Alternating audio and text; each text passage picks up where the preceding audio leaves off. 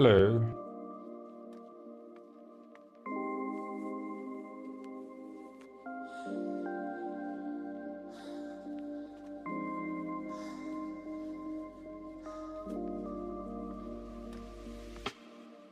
Three sides here, I think.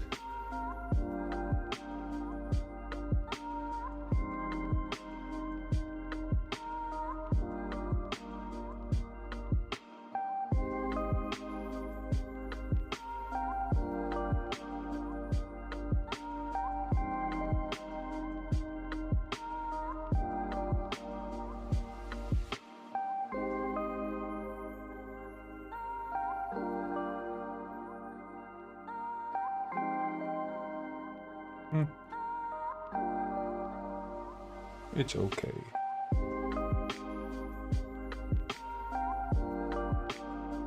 Yeah, I'm gonna be, I did a bit of remodeling for the,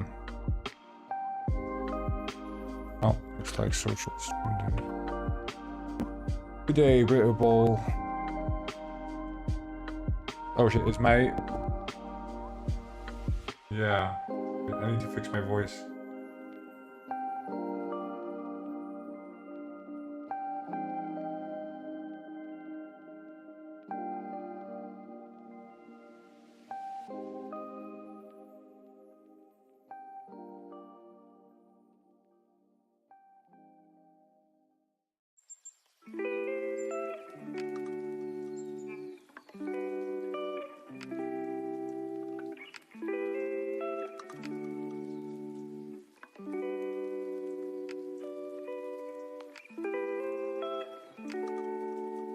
Oh, testing. Okay. It's good. I'm, just setting it up.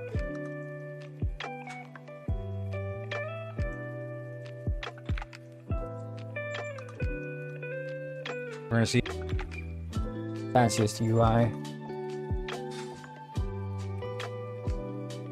Yeah.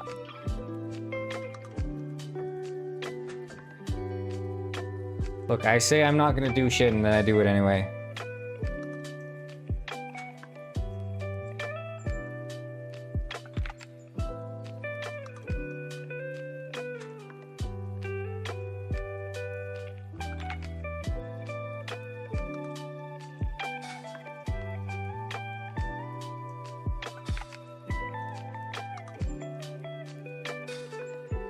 Born Gwyn. Ah, yes, very true, Tutor.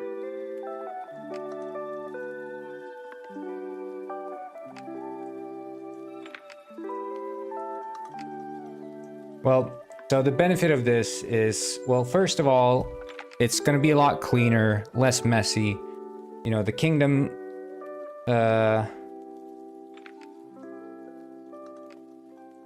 Penguin Pet never works automatically. I always have to connect it every single time I start up the stream. It's on coffee. Take a look. Wait, did you see this one, Megadega?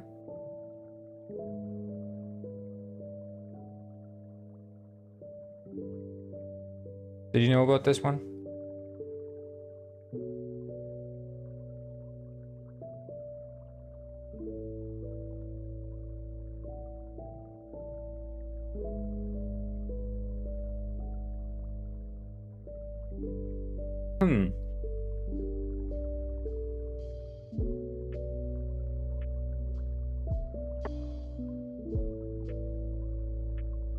Oh, hell yeah.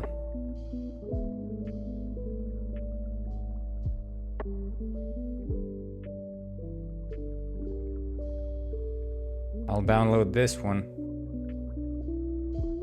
Iris.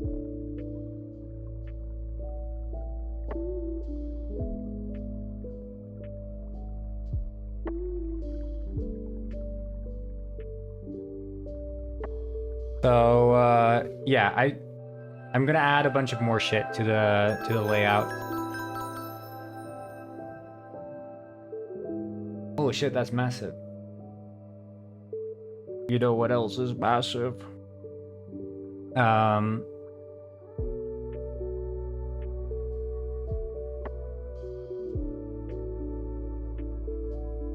so I was thinking,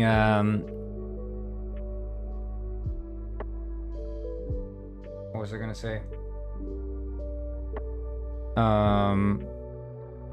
Yeah, I want to have like the stats and stuff. I saw you can have like view count and whatever at the top, and since it's all part of its peak, yeah, I agree, Bayan. But since it's all part of the Twitch API, I can fetch that and have that part of the Unity UI. So like I can do pretty much all the UI through Unity itself. Because I absolutely despise managing UI in Streamlabs or otherwise. So having it all run in Unity is like way nicer for me. It's all good, Grimace. Thanks. I'm glad you like it.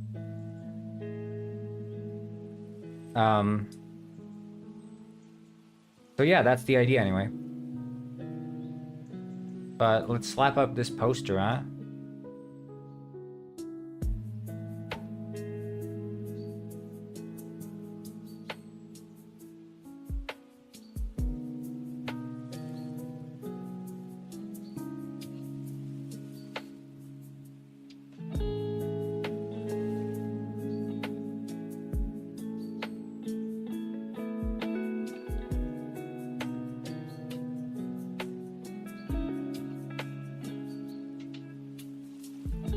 Anyway, you all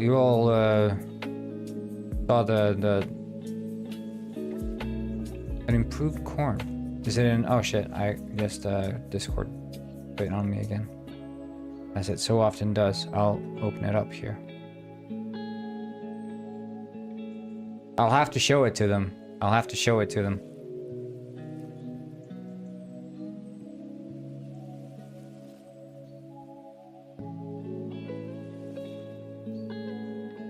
Yeah, it seems like we had some fallout in the Discord there the other day. Yesterday. Not the other day. Notbub won't get freaky on that mask for quite a while now. Out of respect.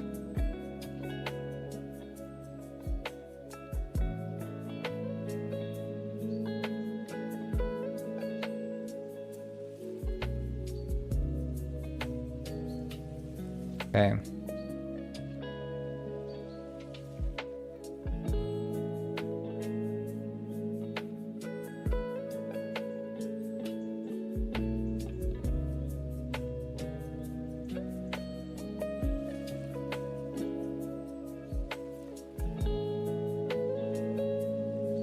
Okay, Discord's working. Let's see here. Fan art.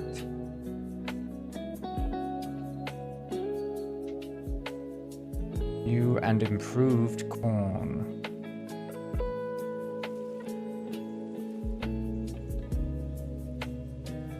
I like the in progress posts of the Vandal poster. Butt bagel, oh my god.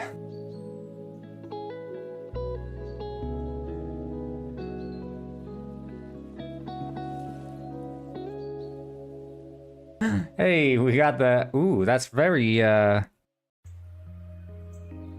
those are high detail corns, even with the fill-in between the shadow between the corns. Very nice. Beautiful corn.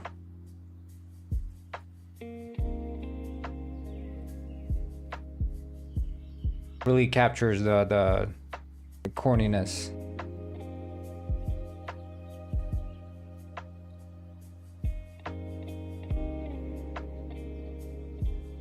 Mango for that one.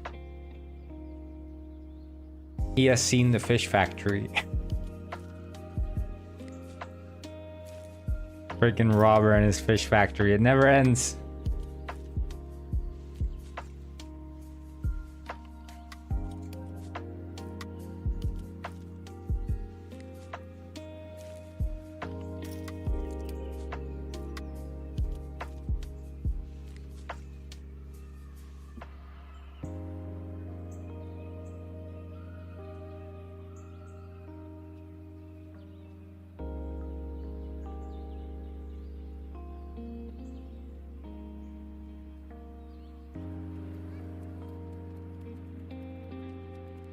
Mega Degger once said, "We tell Robber no comic, no opinion," and as a response he goes, "No but bagel art, no opinion." All right, so I make that.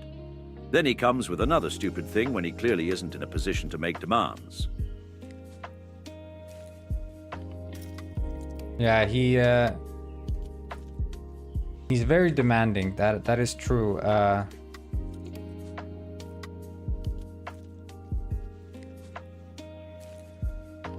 Is that usually what they do with posters? They slap him on like there's no tomorrow.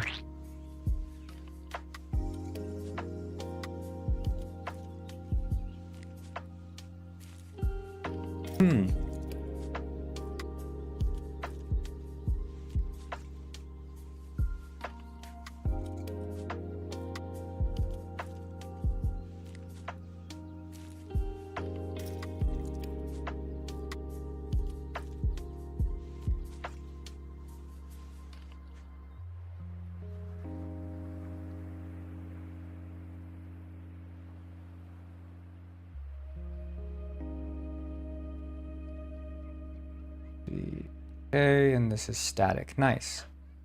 I think that should be... There should be a notice board, yeah. I mean, we had the one there for the server list. Hello, Patricio. Welcome. Welcome. Okay. So this morning, as I sat down, after waking up, sat down at my computer, or rather, I sat down where I am now, and I was drinking my coffee, and wouldn't you know, as I sit there drinking my coffee, I pick up the cup, and I decide, hey, I should put it back down. So I put the cup back down, but I put the cup on top of the edge of my freaking phone, and the entire cup spills out. Spills out over my desk.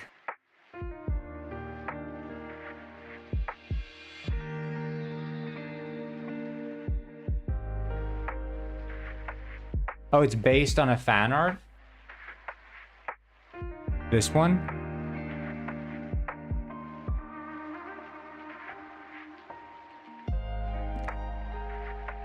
But I mean, do you think it's an issue when it's like cause it's, I mean, this is I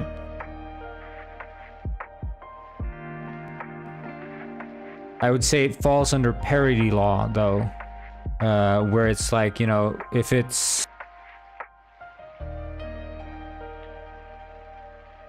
you're gonna sub. Hey, based. Very nice. Sub and follow. But this would fall under parody law, so there wouldn't be any issue with like copyright. You can infringe pretty much on copyright completely if it is a parody. That's why for example, South Park could make an entire episode of World of Warcraft, even though Blizzard obviously owns the World of Warcraft property.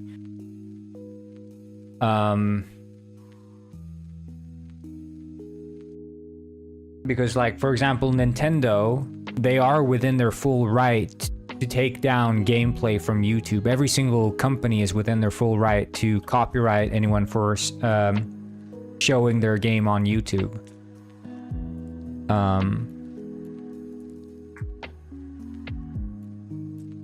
But it's either fair use or copyright law can make that be nullified. But yeah, it's good you let me know.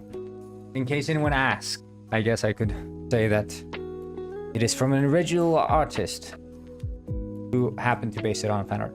But yeah, I mean, whether it's based on fan art or not doesn't really matter to me, because at the end of the day, someone made the original poster in the first place as well, and that was an artist too, you know. So like, no matter what, it's derivative work when it's a parody. Yeah, I think this is really nice.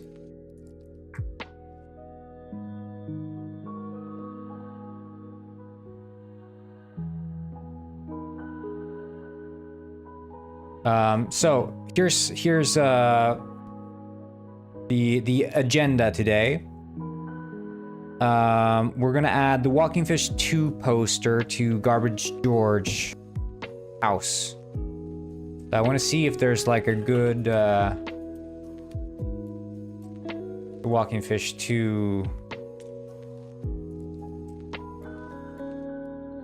I think someone either auto-generated or made like a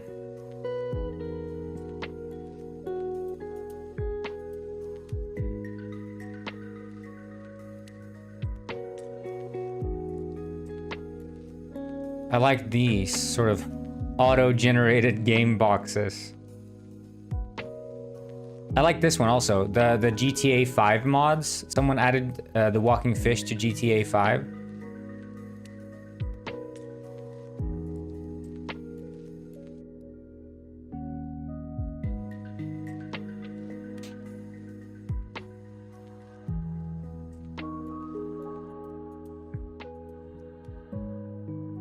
Very good GTA 5 mod, the Walking Fish.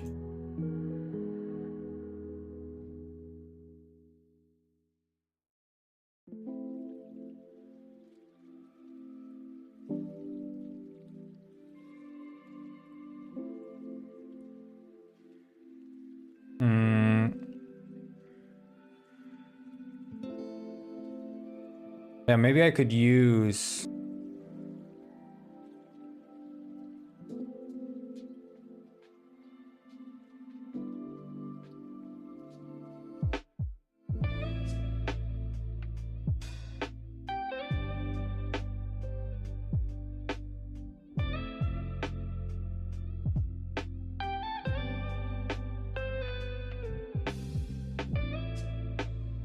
I could use this one.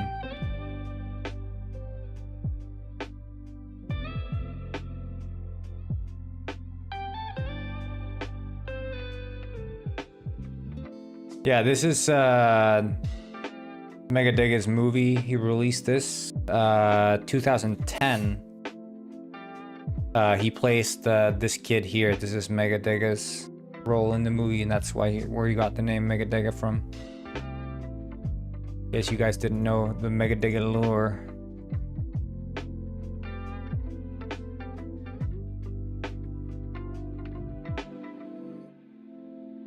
Really skibbed. Yes, that's true.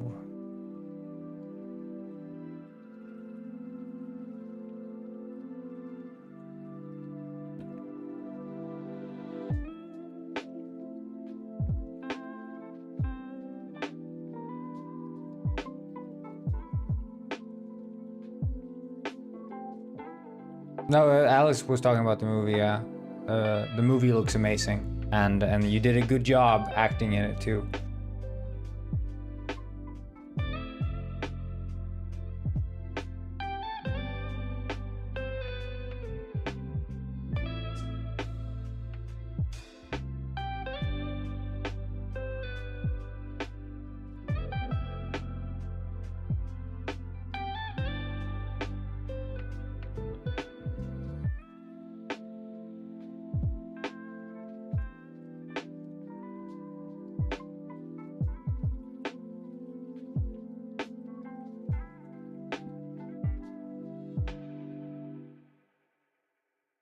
Is there like yeah, we could do like not distort, blur. I think it's like pixelize or something.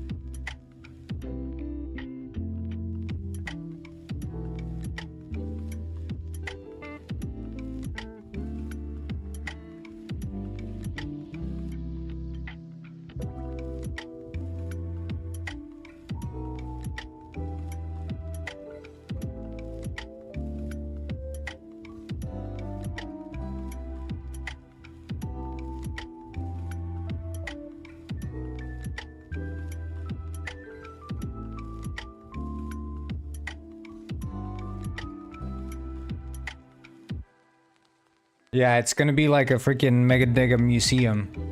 You're like, damn, I hated the game, but I really like the posters.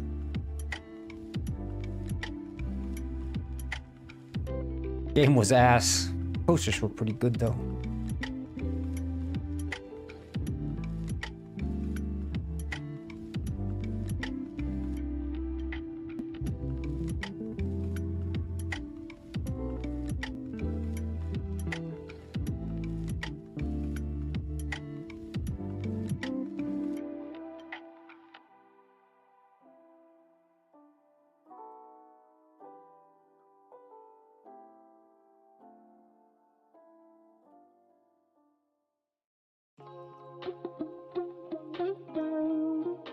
Yeah, I mean, let's hope. I think it's definitely there's definitely gonna be like collections. People making like all the posters in Detective Penguin.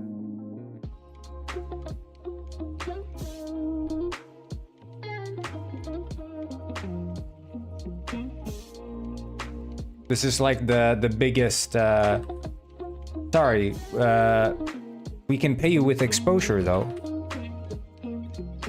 That's what I pulled on Mega here. Can't pay you money, but I can pay you with exposure. Well, but we'll see. I could probably, you know, if the game pulls a buttload of money, maybe I can pay you some permission fee. We'll think of it as not a revenue share, but sort of like if I reach a comfortable threshold, I'll dish out some commission fees and send them your way. Because I really do feel like the posters add a lot to the game, so. $5 per sold game, yeah. Mega earns over 70% of the revenue of the game.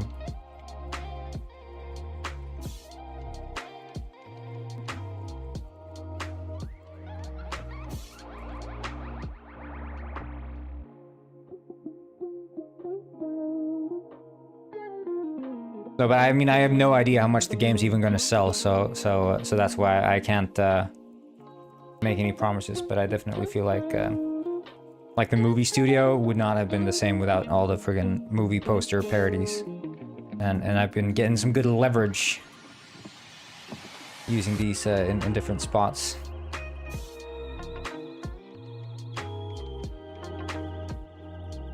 Okay, and then we need to add to the conversation here with Garbage George.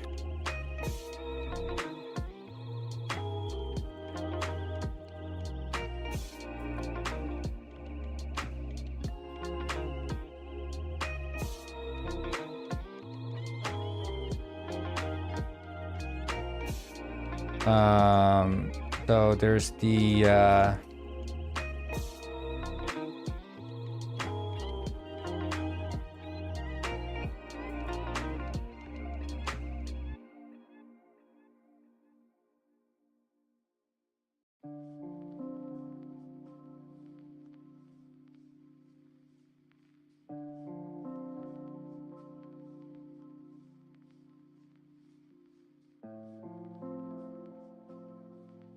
again, I'm actually on detective business, poetry books. Yeah, here.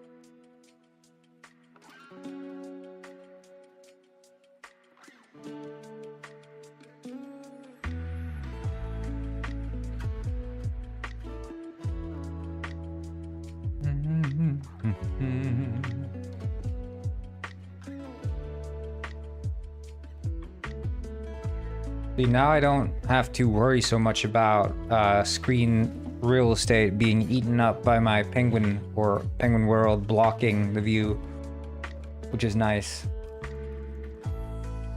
So the conversation would go now basically like, hey, hello, that's a nice poster on your wall there. I used to play that game all the time as a kid.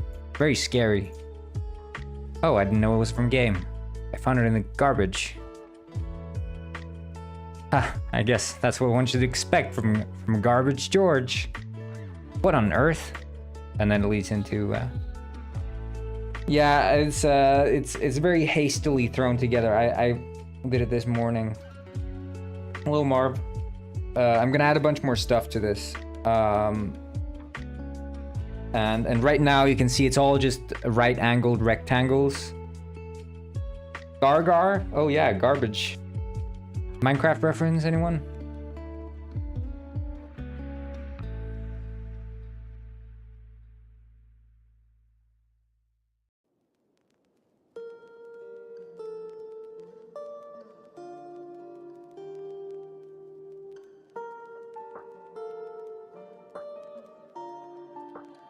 Okay, so Garbage George poster is done.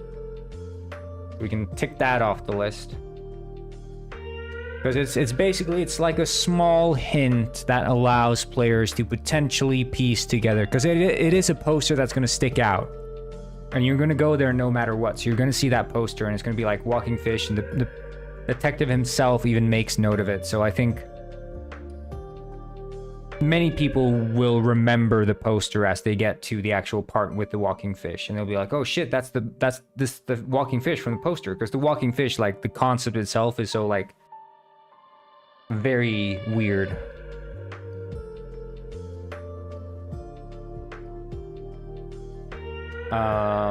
Okay, so then it's the light layer default on the Echo Island, which is that's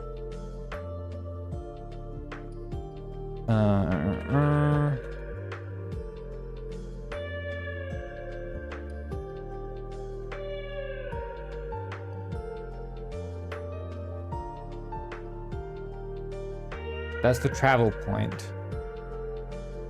But the trigger is there, but then there should be like a...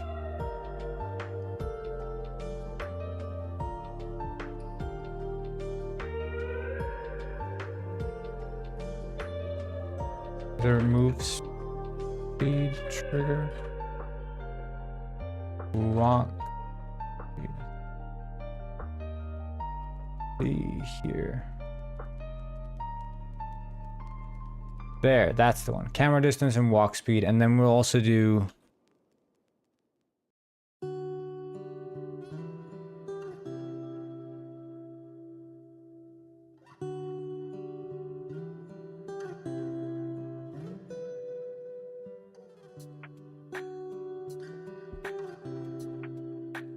Yeah, and he keeps referencing the fact that he finds things in the garbage, but it's sort of like I think there is an internal shame he experiences. Hello, Esho, what's up? There's like some sort of internal shame he experiences from digging in the garbage, even though he knows that it's sort of you know, it's a worthwhile investment to be digging through the trash, isn't it?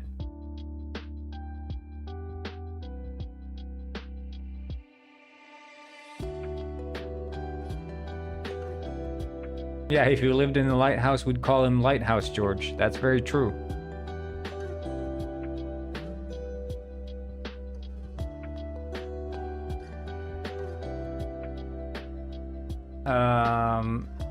And then there is lantern in the island cave. So one thing I was thinking here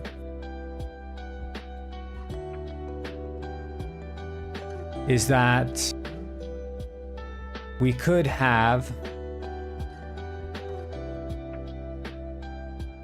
Oh, you missed my lives. Thank you, Lithuanian. Well, I've been trying to not go live on TikTok for a while. I thought I saw a penguin, but all I see is some corn. I'm a corngwin.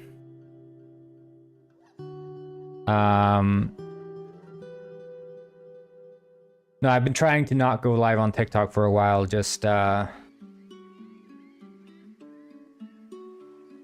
JJ saying hello to all the Twitch people.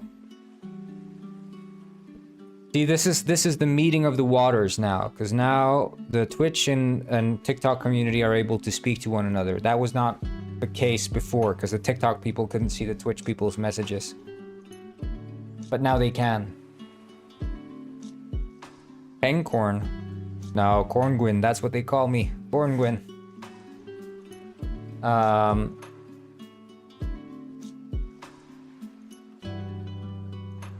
Well, one man's rubbish may be another man's treasure, but in his case, it's one man's treasure may be another Gwyn's garbage. Because he likes and embraces garbage. How is it there? It's great. In Twitch country is doing great here. Maze bird. That's a...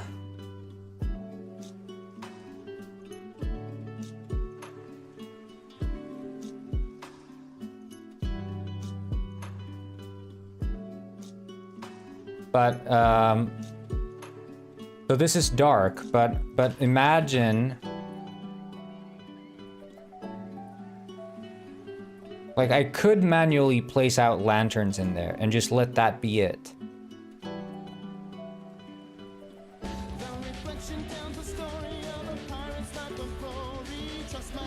Or not lanterns, but like torches. Maybe I should just do that. Maybe I should just place out the torches. I'll do that. I'll just put out the torches. Who the flip cares? Yeah, did you know that, TikTok? They can play music. Call him garbage because of his garbage attitude, you mean?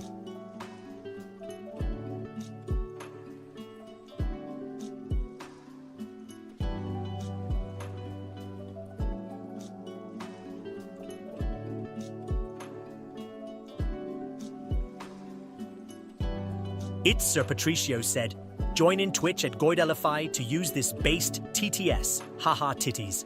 Appa! Yeah, see, the problem is there, for example, I have to put the chat on top of the UI because I wasn't able to carve out a hole. But I think actually I have an idea of how I can do it now. Yeah, because I could just separate the yellows. Okay, yeah, I know how to do it. I'll fix it for next stream. I just figured it out. But for now, the text is going to obscure the TTS. Your reflection tells a story of a pirate's life of glory. Trust your eyes. The mirror never lies. But I could just move the TTS, honestly.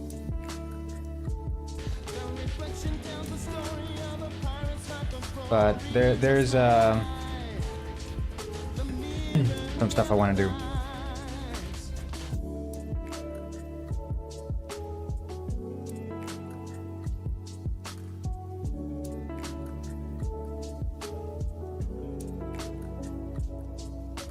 I can never change from corn syrup. Well, I could. I mean, I could. You know, I'm Corn Gwyn, but I could potentially become like Avocado Gwyn for like a month, and go like it's Avocado month or something.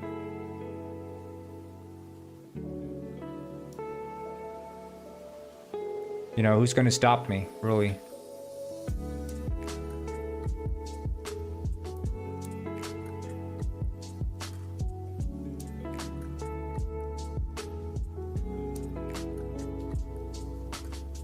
Corner naked. Yeah, you wish you'd see that. Naked Gwyn. You guys are always too freaky.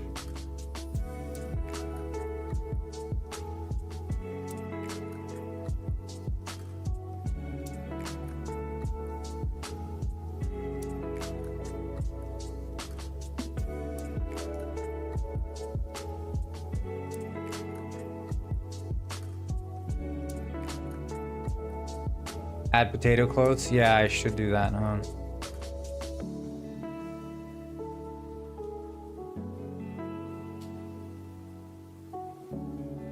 Did you guys see that Schedule 1? I know, Mega, you freaking hate Schedule 1, but the guy has seemingly earned $25 million. $25 million for one guy. What would you guys do with $25 million? Buy many pizzas, possibly? 2, 3, even 4 pizzas?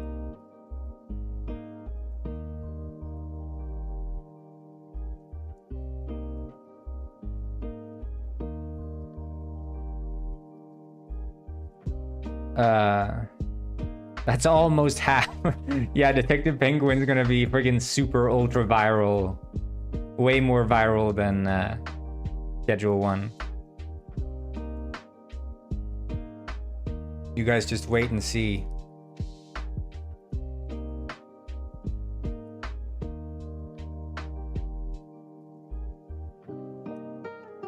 Oh, getting a phone call from John Pork. 1 second here.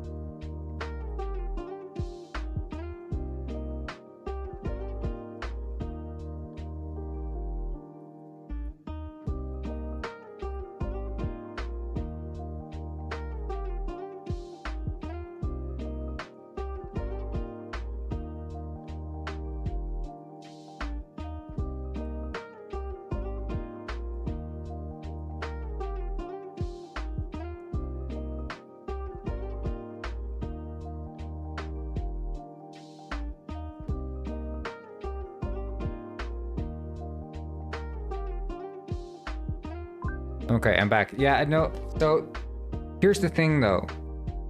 Like, people think that streamers are like the end all be all for marketing of games, but that's really not the case.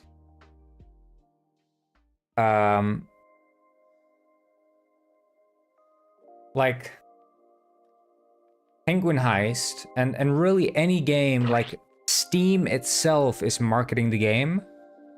It ends up on the front page, and then you have a bunch of these users who are ready and willing to buy games that they see on the Steam front page just because they look interesting. Enough of those people buy the game, and then it just spreads like wildfire. I think it's like 80% of purchases are on account of word of mouth, because people just trust their friends.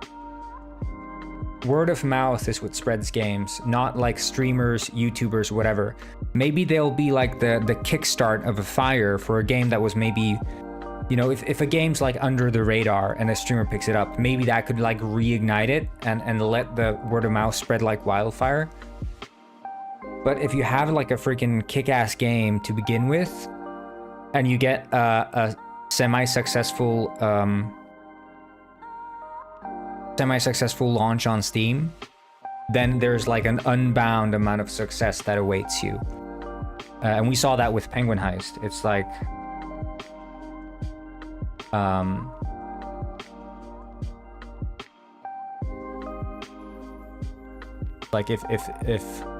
if the game has something to it, it's gonna spread.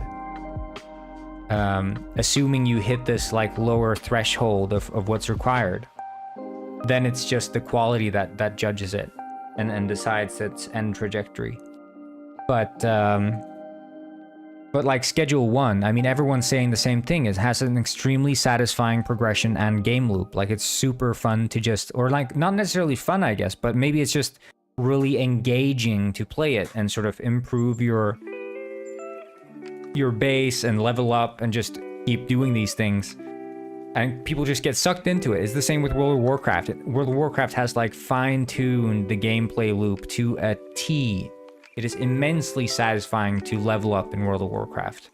For those who enjoy it, of course. It's a niche, you know? But for those who enjoy that kind of gameplay, it's immensely satisfying. And that's why World of Warcraft has stuck around for so long. But then it spreads like wildfire through word of mouth. It's like... generally games that go big because of a streamer are very few. I think people over-attribute success of games to streamers. Generally, streamers will start playing games once they're already becoming successful. There are very few streamers that are like taste makers. The streamers themselves are not better at finding games than anyone else, so to speak. But like a game such as Among Us, like there's nothing specifically fantastic about Among Us. There are many games similar to it. I mean, it's like werewolves, but in a virtual setting, right? We've had Trouble in Terrorist Town and games like that forever. And Among Us wouldn't have been the success it was, and obviously wasn't the success it was until streamers picked it up, because that game had been around for years. And there was nothing they changed entirely by the time streamers picked it up, as far as I'm aware, unless it was some app release on the phone, maybe.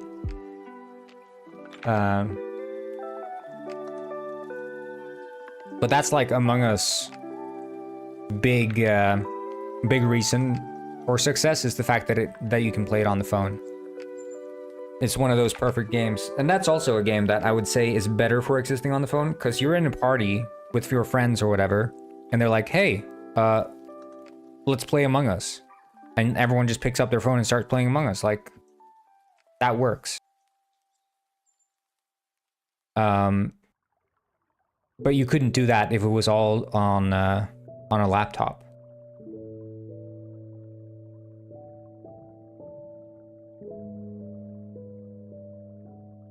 I had a lot of fun with Among Us, but it's like the game lives and dies with the friend group, right? If you don't have the friend group to play with that makes it fun, then it's boring. You want to have like a decent sized friend group. It has to be like 6+ people playing it. Like I played a bunch of yeah, it's free on the phone. But obviously many people playing on the phone are like, damn, my fingers are hurting, this game sucks ass on the phone, I want to buy it on the computer, so they buy it on the computer, me included. So they still made bank. And then they had the clothing microtransactions and stuff you can buy on the phone. So they've made their money too.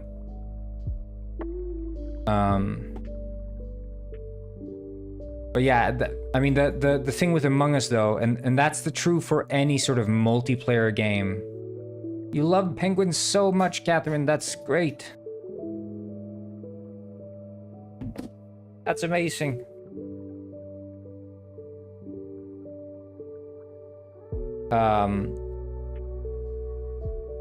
Yeah, well, that's what I'm saying. Like the gameplay, those kinds of games have been around for ages. You know, Trouble in Terrorist Town, Werewolf, whatever, Town of Salem, those kinds of like trader-based games have been around for ages. And that was a game where the game itself, as a platform for those social groups to form, was spread by streamers. Because people saw the streamers playing it and they're like, oh yeah, I want to have my friends join in. And then it became like a trend, right? And now it's sort of died out because that's sort of the thing with like multiplayer games, is they live and die based on their community. And that's why I think with Penguin Village, I'm still going to call it Penguin Village, has to have good single player, because it cannot be a game that lives and dies based on its community existing or not. Hello, Yesio. So with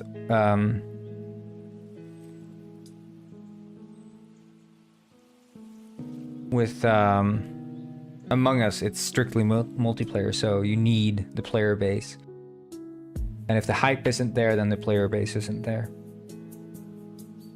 Well, World of Warcraft has stuck around for so long because it's still immensely satisfying and fun to play single player.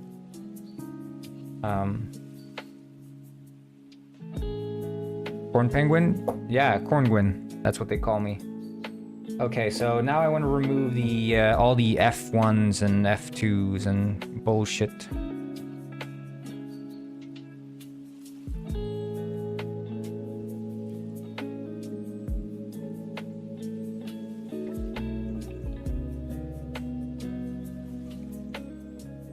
Quintessential pieces of trash? Well, the garbage bag is, of course, not signed in. Well, sign me in then.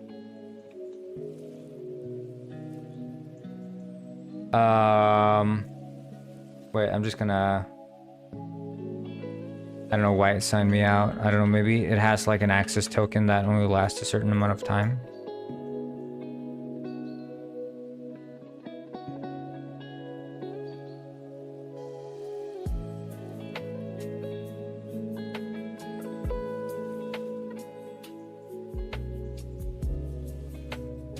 Oh, I should fix the,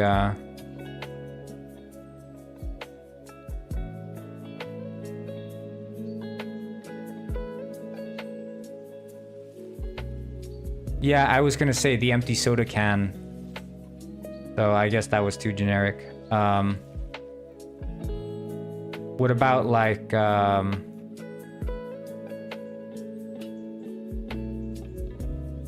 that's hard. What are some more quintessential? Apple Core?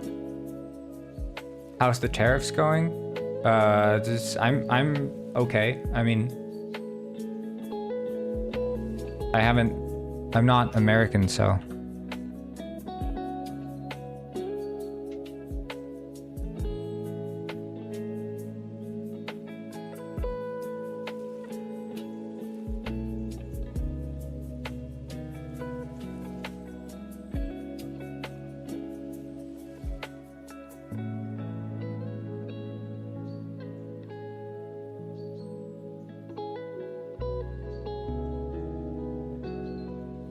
Oh yeah, sorry, okay.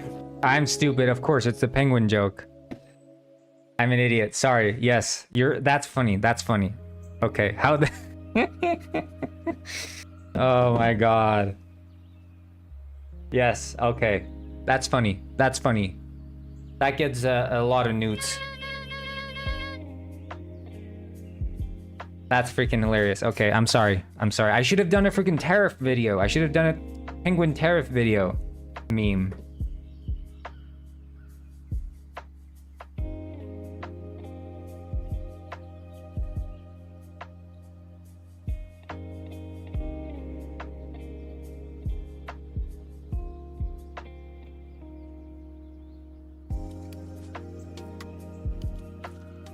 Yeah, the tariffs are hitting hard, man. Us penguins, we gotta stick together. We're having to start the anchovy production over here again because of all the tariffs. Still not too late for it, no. But it would have been even more topical had I made it when it was like peak virality, the whole penguin meme.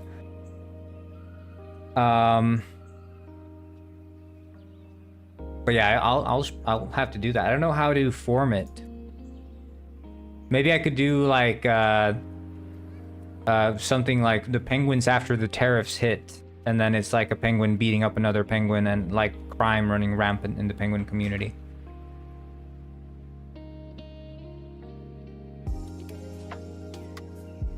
I made a game simulating what happened after the Trump tariffs on penguins.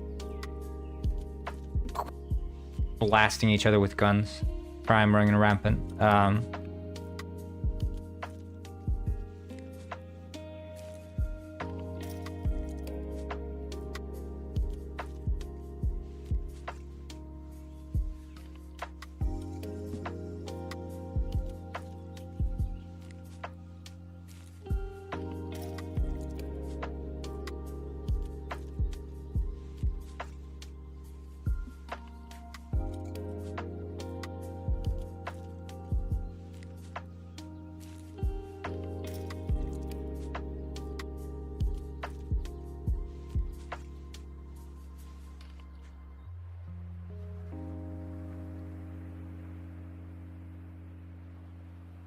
Okay, that's done.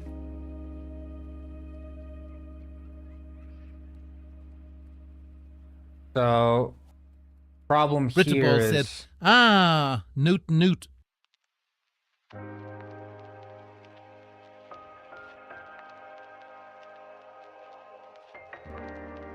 Quick sketch for the anti...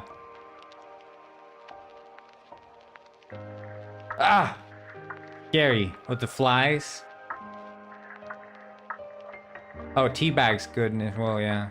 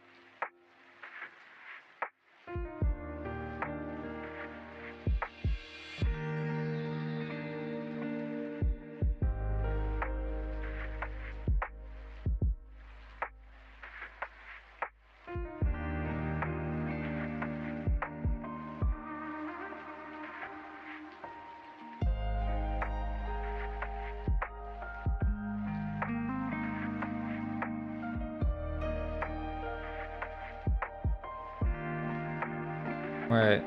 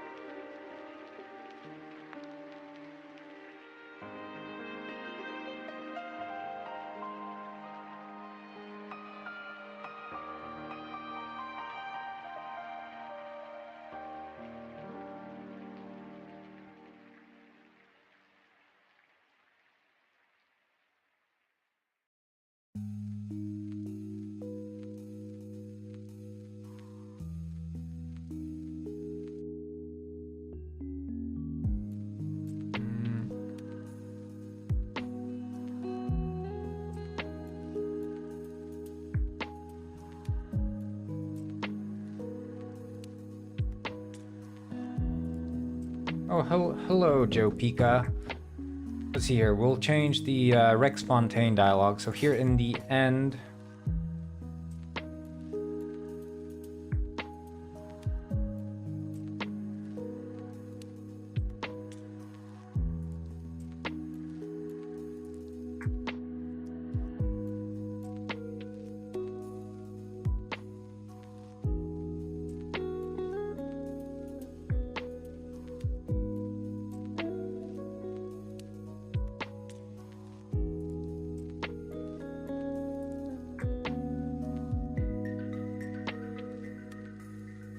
Yeah, keep our city clean from trash and garbage, in parentheses, George.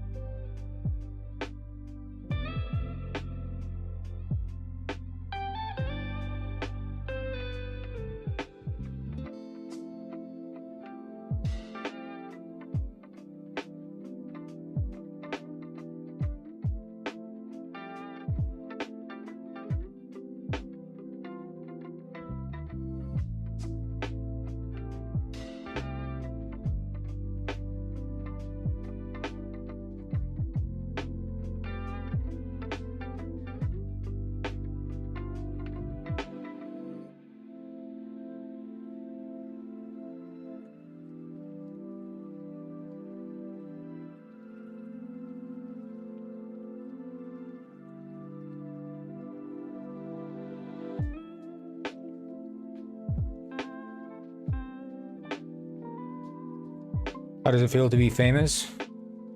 Yeah, it's awesome. I'm now at 3 viewers here on Twitch. Big. 1 second.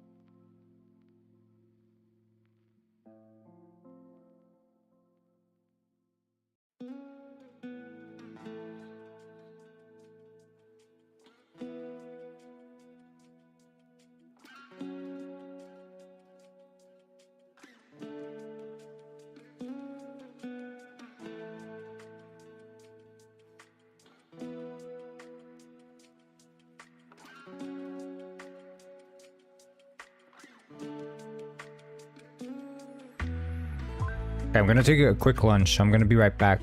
You guys just hang in there.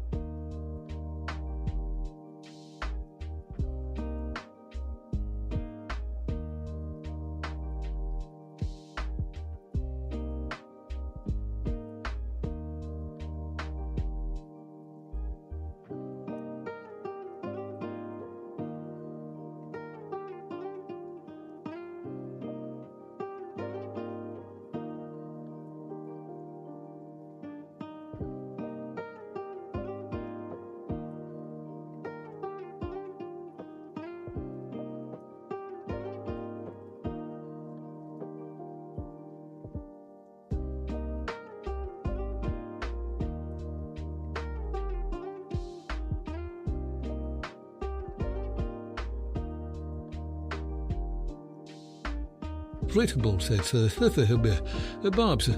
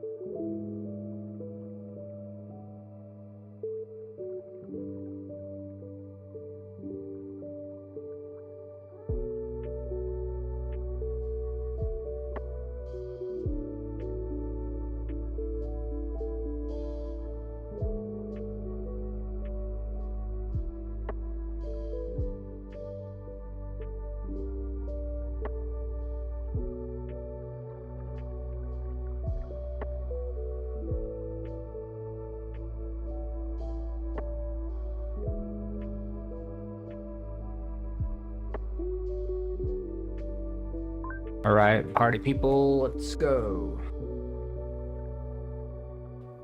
Yeah, I see the level issue. It's 86. But I think I'm gonna change the way that levels work. I think I'm gonna change it so it just shows your name above your penguin, and then I want to have I don't know. I'm in my clean era, you know. I'm gonna fix it. I don't know.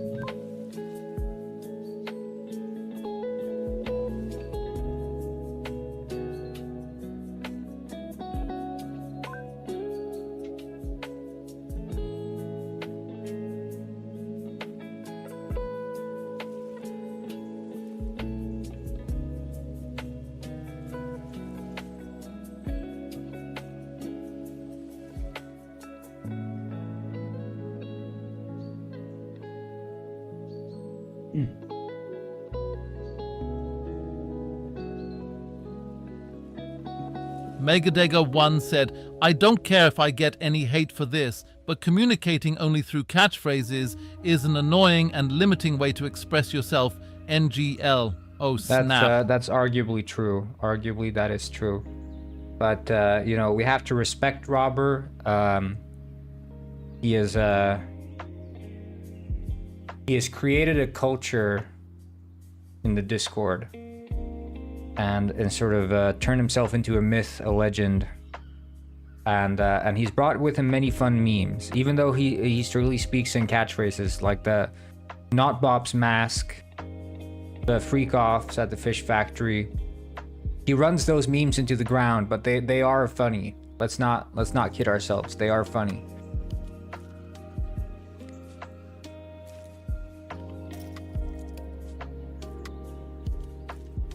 The compromise meme is funny.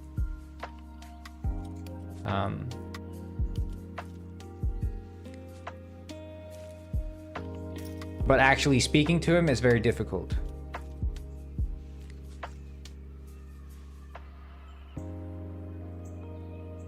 So he is a meme facilitator.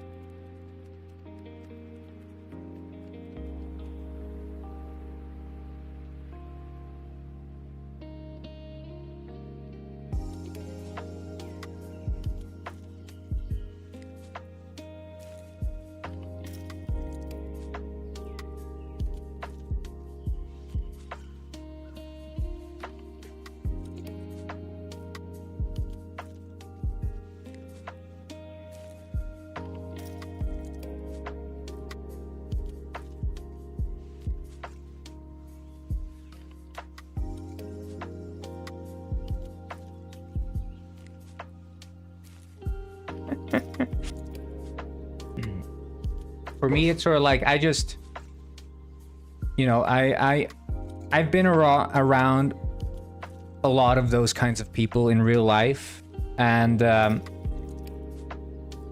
have some friends who also sort of have many of those kinds of people in their friend circles too. So you know, it's the kind of approach you have to take to it is. My friend says about this one guy is, you know, sometimes you just have to let him speak. And it doesn't matter if you listen or not, you just let him speak. And then carry on. And sometimes is the entire conversation. You just let him speak. But you keep them around because they're fun people to keep around. But then you have, you know, there's going to be a fundamental clash between those kinds of people and the kind of people who expect every conversation to be meaningful, balanced, and leave one satisfied, sort of. There's going to be a fundamental clash between those kinds of people and the robber type person. But for me, I'm sort of just, you know, I take the conversation for what it is, which is barely a conversation. It's one where they will speak and say their thoughts, and we'll leave it at that. And you make the best of it. Progress is going well, Sanko. Progress is definitely going well.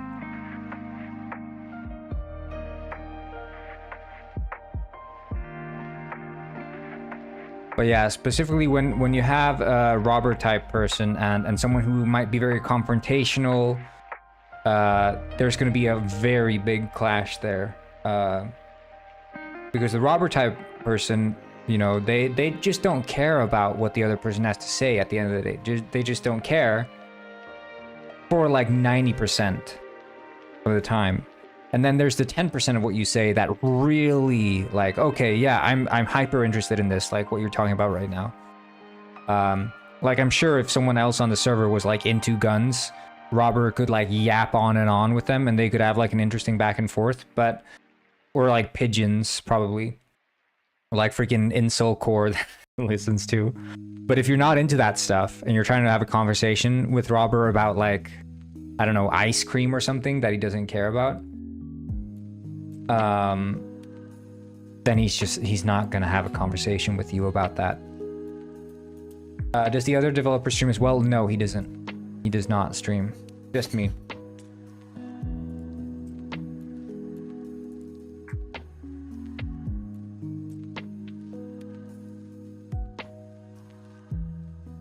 Yeah, well, I mean, that's the thing. It's like he's not going to be presenting himself in any way that caters to you. And that's just something you're going to have to accept. Like many people, they expect like, okay, from this person, there's going to be a certain level of empathy, tact, or abiding to social rules. But Robert's thrown that all out the window. He's not going to do that. He doesn't care. He's going to write 10 messages before he even thinks about replying to the message you sent. And then maybe he doesn't even reply to it at all unless like one day later he's like, oh yeah, I remember that one message you sent. And then maybe sometimes you'll say something and like 1 week later he's like, oh, remember that thing you said where you said this? And you're like, Robert, that was a joke. You would have known that if you had like replied to the message, you know, when I actually sent it.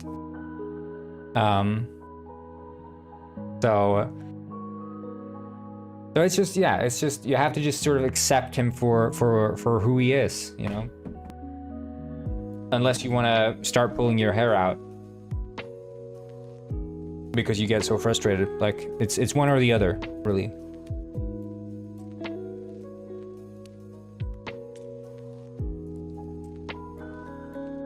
Neuter, where you been? The Bureau's been looking... The Bureau's been looking all over for you. We were attacked by a chemical weapon, some kind of sleeping agent. I know. Oh. It was Ralph. He made it using the system next time. Tell you.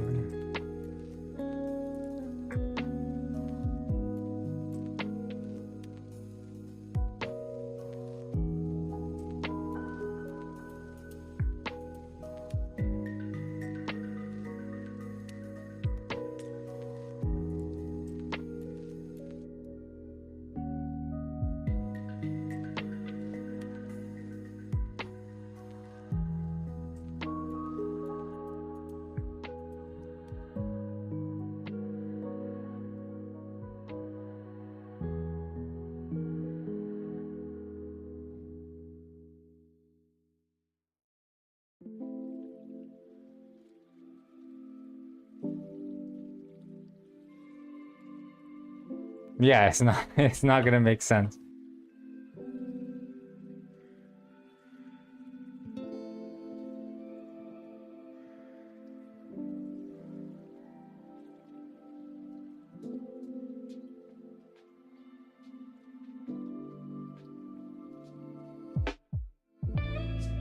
It translates to a pose, so in a way it does translate to an animation, and that's something that I specifically added. So they'll take on a specific pose as part of expressing whatever emotion I want.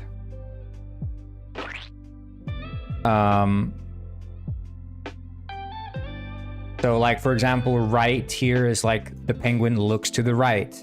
Stating, they'll move out their right arm as if they're stating something. So I can add a bit more expressiveness to each line. But by default, the behavior is to have like arms straight down and their head nods along sort of as the line is being spoken. So you can see that their head is nodding. But then for some lines, I can be like, you know, adding some specific expressiveness. And occasionally I'll have like, I can trigger remote function calls. So for example, I could trigger the function call of adding an item to their hand So like if I want to show the character holding a key that he's handing over to the other penguin, then I'd first do like set speaker holding item, which is a function I've defined. And then the item name would be key, which I pull from a list of objects with, it's a dictionary of like names and the dictionary of item names and then the item reference. So this is adding the key to the speaker name. So I'll add it for this example. I'll add it to Rex Fontaine, and then Rex Fontaine has it, and the value I can set it to either be true or false, whether or not they're holding it. So if I set it to true, then it adds the key to his hand. If I set it to false, it removes the key from his hand. So in this case, Rex holds the key now. Free key. And then I set holding NPC, which holding NPC, because the problem is when you have like camera angles, the NPC is going to hold items in their left hand, and the player is going to hold items in their right hand. Because I can show you here, this is like an interesting thing, because the NPC and the player rigging is like identical. But if we have like the NPC character is right here, this is the NPC, and this is the player. In a conversation, they're looking at each other, right? So the NPC is facing the player and the player is facing the NPC, and the camera in like in movies and specifically in dialogue, there's like this rule of continuity that comes with designing camera angles, and they call it like the 180 degree rule or something, which is like you imagine a plane traversing or a line crossing between the two speakers. So if this is the camera and it's being shot like this, then the camera can never during the conversation cross in to the other side of the line, because that will ruin continuity. So you can't have, if this is angle A, angle B would never cross the line, which it would do like in this case if you wanted to do. So instead you do angle B is here, which would then capture A or B speaking, right? So if the NPC is speaking, we move the camera to position A, look at the NPC. If the player is speaking, we move the camera to position B, and now the player is speaking. But because this is the case, the camera is always going to be on these sides. So when the speaker is holding an item, we have to pay attention, where's the camera going to be? And in the case of the NPC, it's going to be, because they were looking forward, it's going to be on their left side. So this is their left arm. So they're going to be holding items on their left side. Whereas the player who's looking at the character is going to be holding items in their right arm. Because we've decided that the cameras are always going to be on this right side of the player. So that's why I have to sort of discriminate between holding NPC, which is the case of an NPC holding out their arm, as opposed to a player holding out their arm right here. Because otherwise, you'd have like, when you do shot, reverse shot, you're typically showing the character that is being spoken to, you're filming behind their shoulder, so their head is like slightly obscuring the camera. And you'll have that same, so like shot, reverse shot. So shot, reverse shot is like this here in Batman, you can see. So this is shot, reverse shot, where in this shot you see Batman's back, and then he's speaking to the Joker. And then in the reverse shot, you have Joker's back speaking to Batman facing forward. So that's shot, reverse shot. And then in this game, that would mean that the penguin would be obscuring this arm. So we can't have, you know, we can't have items being held here because this is going to be obscured by the camera, because the camera only goes that far, like it's being stopped here by the player, so then it's not going to see whatever's happening there. And the same for the B camera is going to be technically obscured by this one. So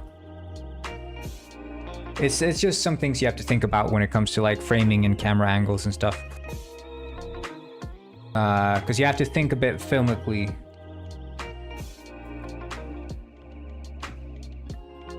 So, but when you look at movies, think about this imaginary line. You can see it here, right? If you imagine them in the space that they're in, there's a line between these two characters, and that line is never crossed as we're going shot, reverse shot.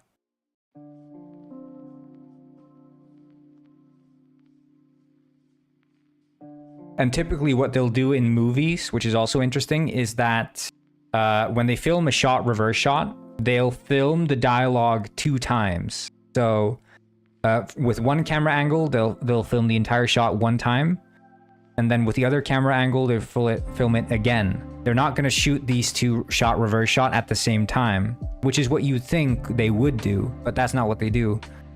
So they shoot it twice over, and they have them speaking the same lines twice over. And the reason they have to do that is because in movies, you need perfect lighting at all times. And perfect lighting means front and back lighting.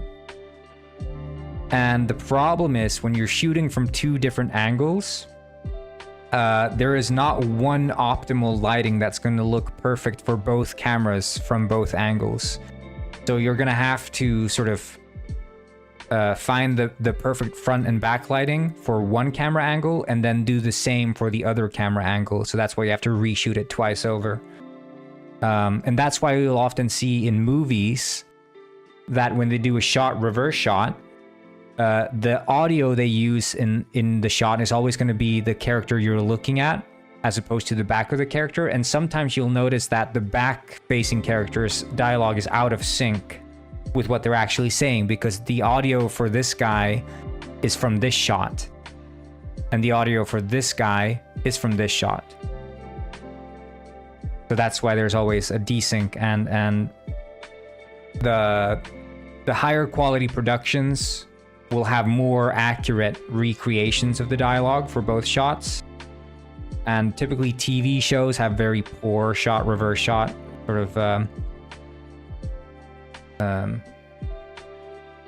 dialogue recreations between the shots. And you'll notice like the way their head bobs and stuff is like different between the different shots. And that's why you need like a script supervisor as well, because again, many TV shows, many movies are shot using just one camera. They don't even have multiple cameras on set. They have single shot, single camera, which means that you need someone who's looking for those continuity errors. Like if the character there is looking to the left as the other character is speaking to them, they have to also look left in this shot as well. So kind of interesting how that works. But enough about that.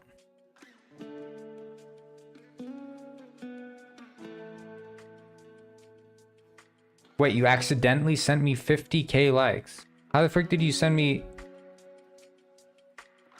Is that even possible? 50k likes? Oh shit. I accidentally followed someone. Shit. How do I unfollow?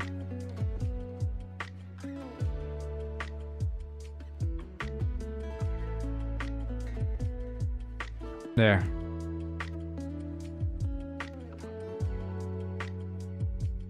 Wait, I want to see.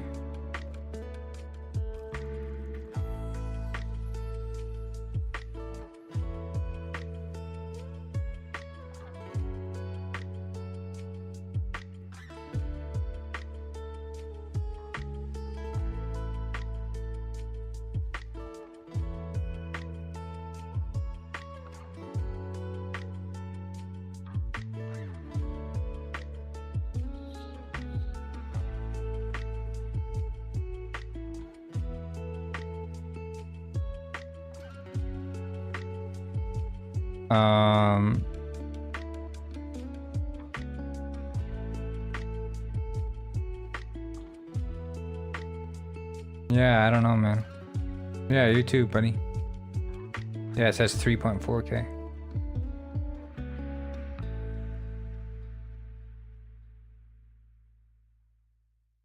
Yeah, but the likes on TikTok, they usually show up, they get sent in like a bunch. Okay, so the dialogue here would be, let's just remove this stuff.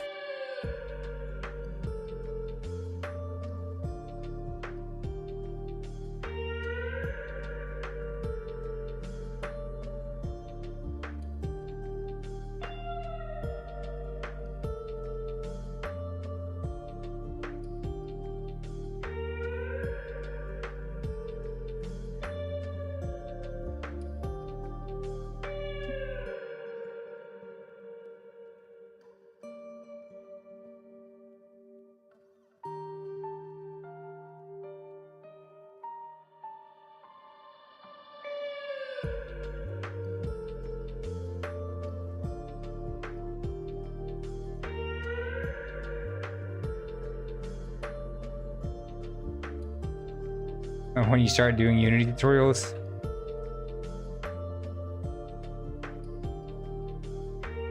I don't know, man. I'm not big into making tutorials, but if you watch the stream, you know, I do give some tips and tricks for anyone who's interested.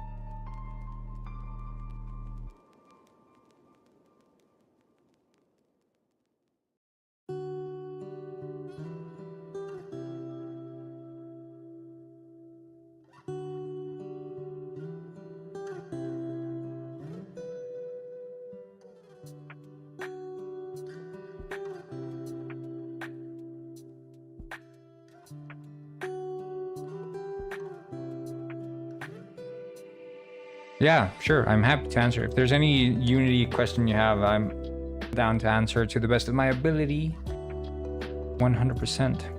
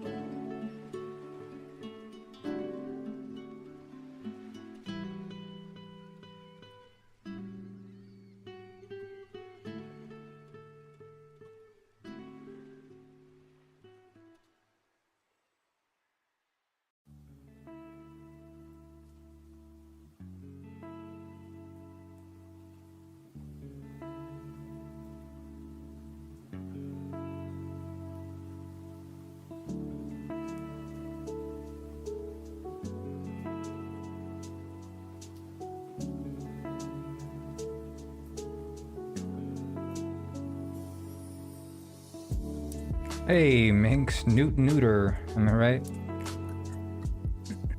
So true.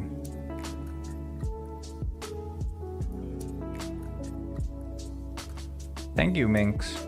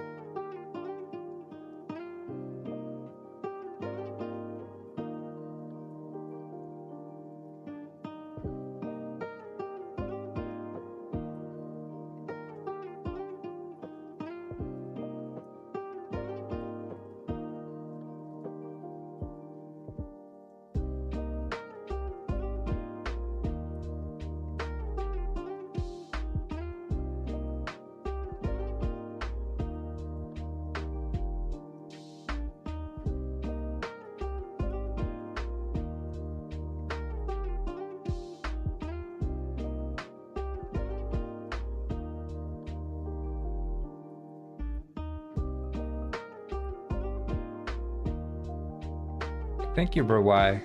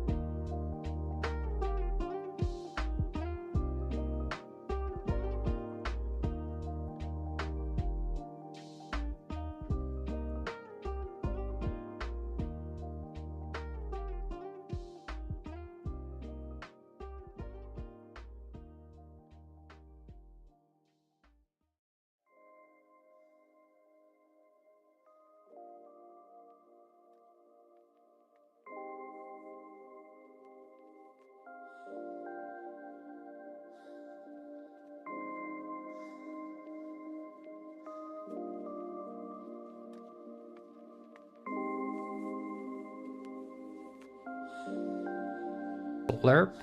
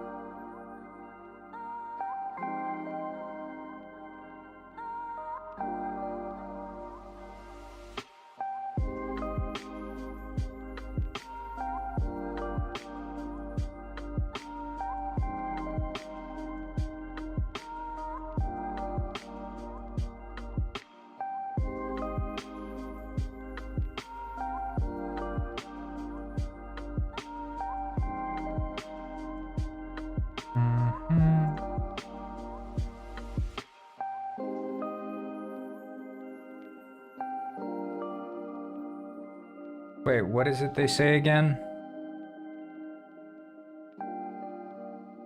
Someone said, when in doubt, get freaky on Notbop's mask. Wasn't it Robert who said that?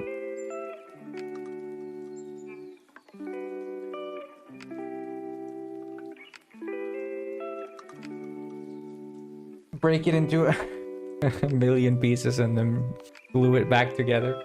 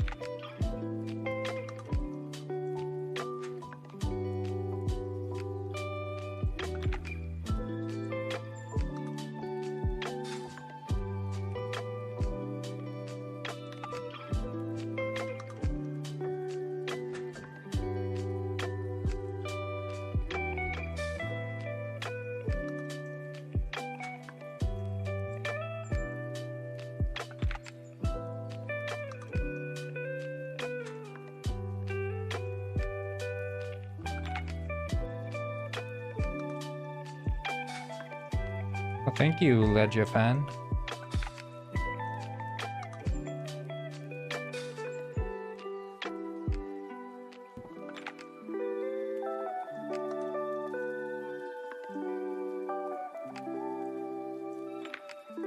Yeah, I'm saying that Robber won't get freaky on the mask for a week, out of respect. We can still make jokes about Robber getting freaky on the mask, though.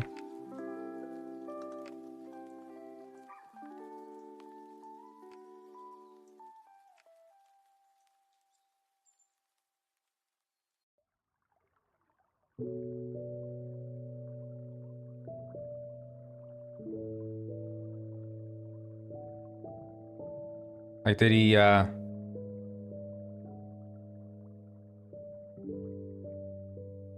Robert come back? Did he...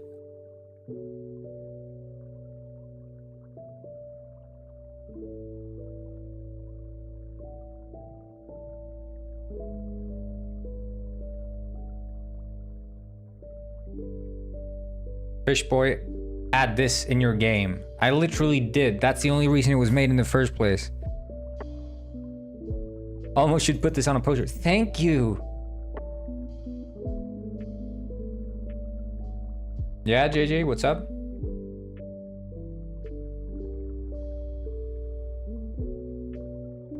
Passed your driving test.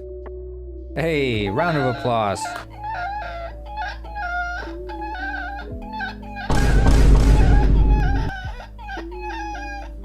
Round of applause for JJ.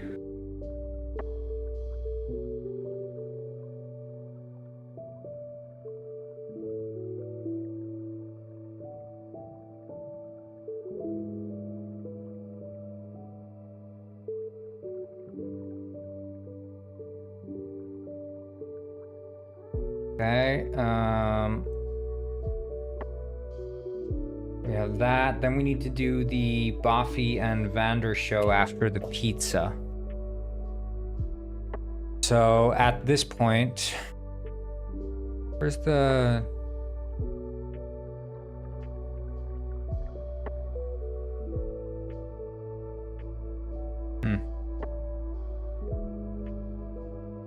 So it's at Trawler here.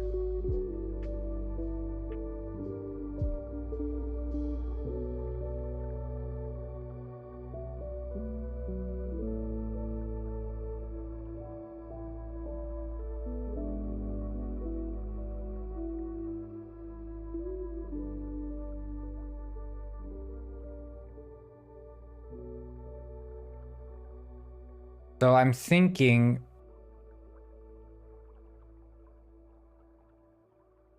we would take this out.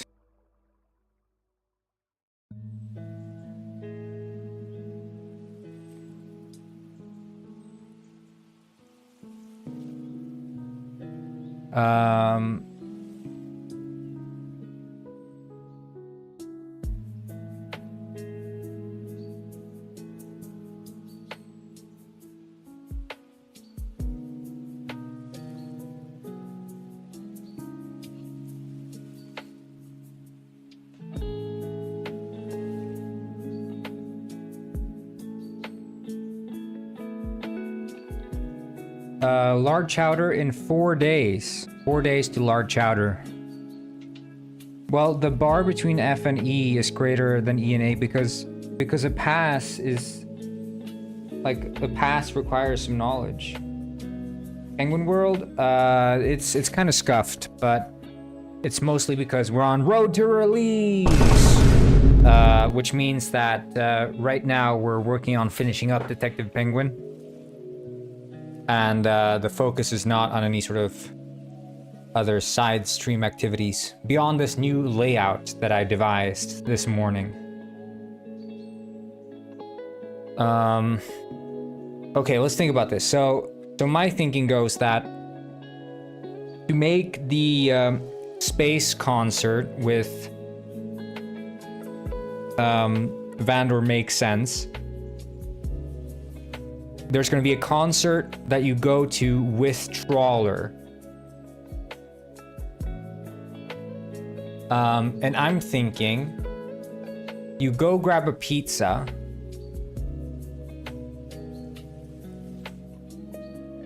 and you're sitting there and then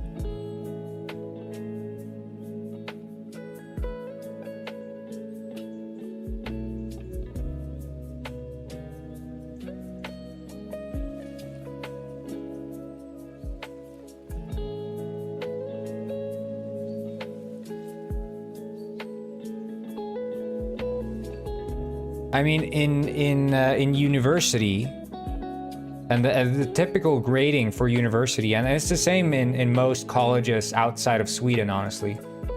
And then when I say college, I mean high schools outside of Sweden. It's basically that a C is a pass, and then it's B. Like C, and then they have like C plus. B plus, A, and then A plus. Like that's the typical grading curve. And then D is a bad fail, and F is like a horrible failure, and dash is like you didn't even show it to class because they can't even grade you. But that's how they grade in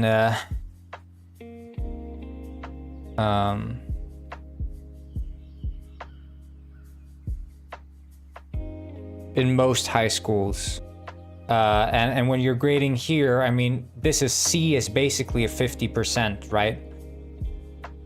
That's essentially what that is. So 50% is a pass. And I know in master's studies, I think it's like a 60% is a pass in master's studies. But that, I mean, that's of course, you know, if you're doing a master's, you shouldn't be freaking getting half of your answers wrong. At that point, are you even learning anything? Like seriously? But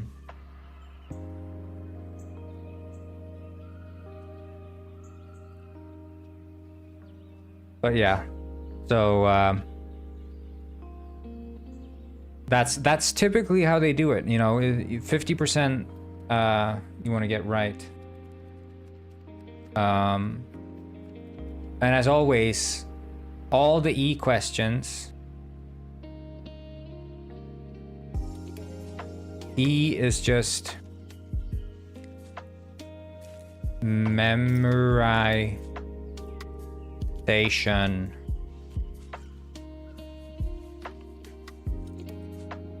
That's all that E is.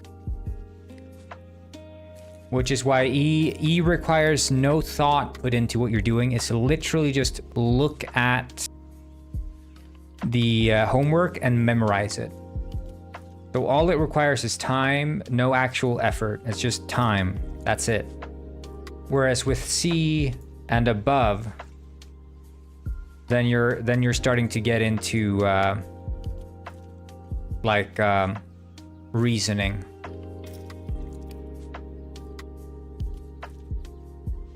Right? That's what C and above is, reasoning. So that's not just memorizing, but actually taking the time to apply knowledge. E is memorization, 100%. That's E level. Yeah, but that is essentially memorization, right? There's very little reasoning applied. Like memorizing, you know, a squared plus b squared equals c squared. Like that's Pythagoras. That's a formula you memorize. This is a formula school is the same. School hasn't changed. A squared b squared equals c squared is a formula you memorize. And you get told what A and B is, and you plug those in. That's like, you can say, oh yeah, that's calculating stuff, and that's reasoning, but it's not reasoning. I mean, there's a ton to reason about in chemistry as well. Chemistry is, like, even in maths, there's things to reason about. But basically, if you know that, like, this is C, and this is B or whatever, I don't remember, and this is A, and then you get told A equals 3, B equals 4. And then you're like, ah, yes, I memorized this formula. So I can just plug these numbers in.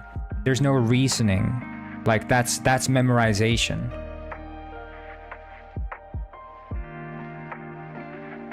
Well, generally, reasoning is you get like a written problem as opposed to a numbers problem. So instead of saying they would like write out triangle or a right triangle with hypotenuse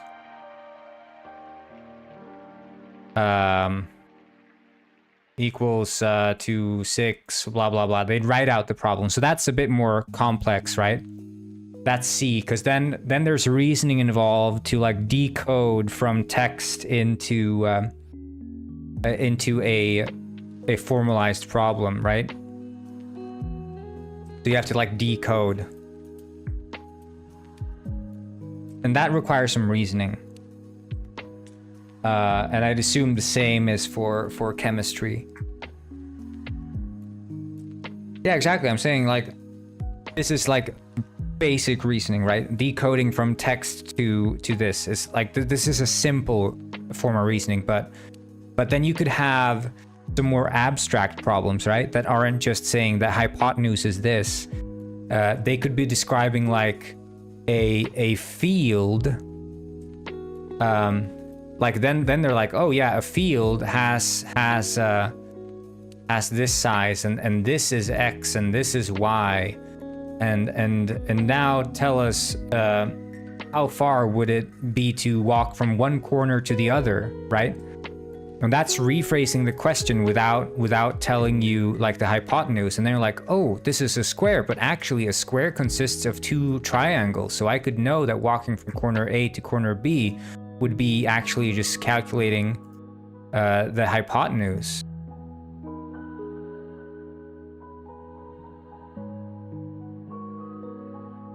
Yeah, chemistry, math, it's all the same idea, right? It's just different forms of memorization.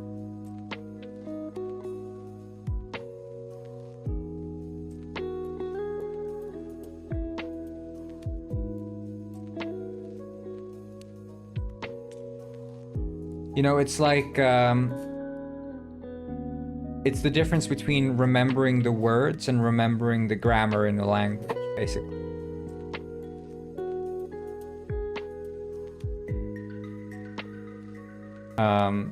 But the more steps you have to take to arrive at posing the problem in a formal way like this is the more reasoning that's required.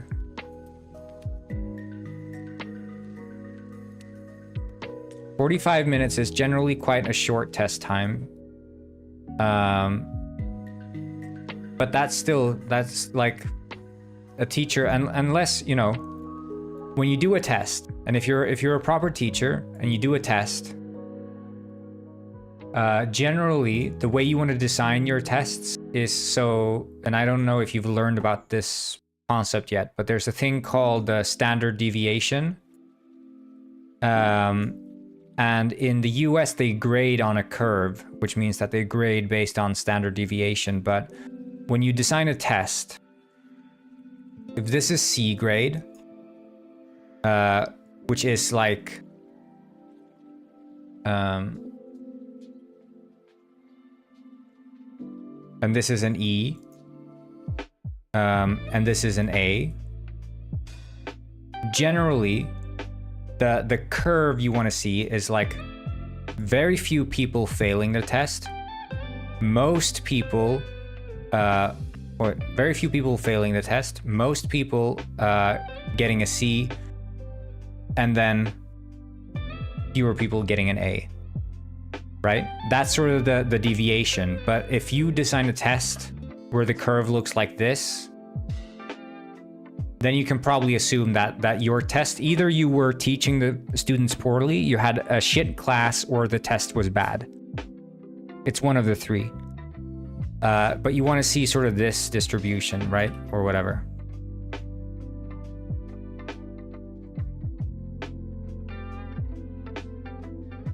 Well, then that's probably a bad teacher, yeah. But this is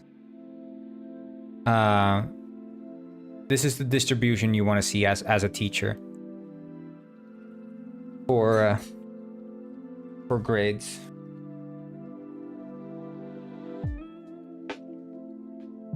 But yeah, 45 is generally short for a test, but again, you can design a test around the time, right? And you should be able to fly past the E questions, given that you've done enough memorization.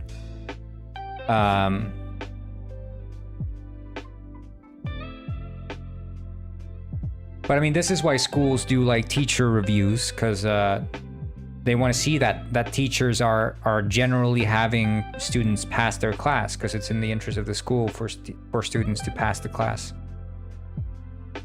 But like most people should be getting C's.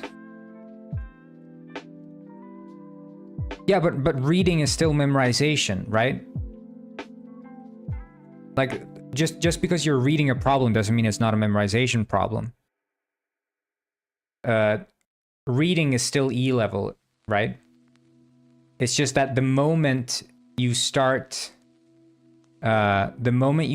introducing read questions, that's when you are given the opportunity to start implementing C+ questions.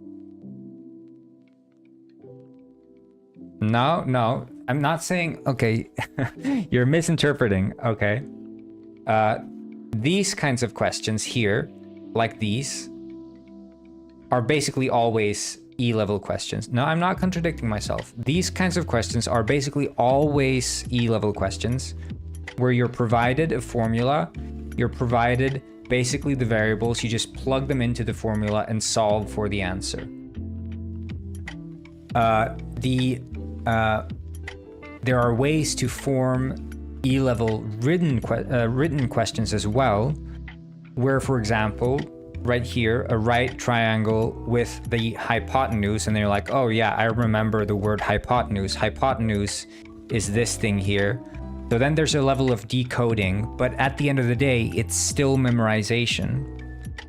But then you could have something more abstract like this, where they're talking about, for example, a field where no longer can you have memorized the fact that like, oh, the hypotenuse means this, or this is C. They're just saying how long does it take to walk from one corner to the other in a rectangular field with sides A and B.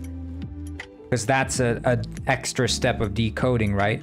First, you have to be like, a field. Oh yeah, you could compose two triangles into a rectangular field, and then given that, you can extract the fact that this rectangular field then has an hypotenuse traversing from one corner to the other, and then from that, you can use Pythagoras' theorem. So that's a more abstract layer, which requires reasoning. So it's about the amount of steps required to arrive at this, right? Because this is the formal problem, and this is the written problem, right?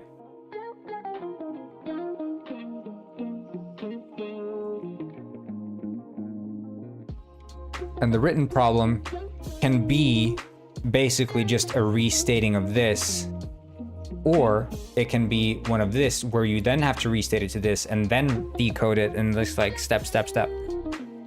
But yeah, I mean, if you could show me, yeah. So any question, you have 150 milliliters, yeah. Yeah, well, that's what I'm saying. That is an E question. Yeah, it is. Because you probably have a formula, right? For calculating. So first you have the 150 mils, okay? Because it's basically plugging into a formula, right? You're plugging two things into a formula. So you have 150 mils, of which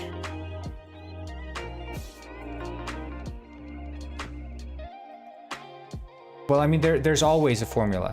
Just because there's not a written formula, you're plugging into a formula, essentially. You're doing, of which, well, the concentration 3.4. How can something have a concentration 3.4? Hello, Lin. We're having a discussion about what E-level questions constitute, or like D-level questions, I guess, for those who are not using the Swedish grading system. Of which a certain percent is natrium chloride, right? Because that's what concentration is. I mean, isn't it like chemical concentration formula? Yeah, it's something grams per liter. So when you're saying, see, this is the formula.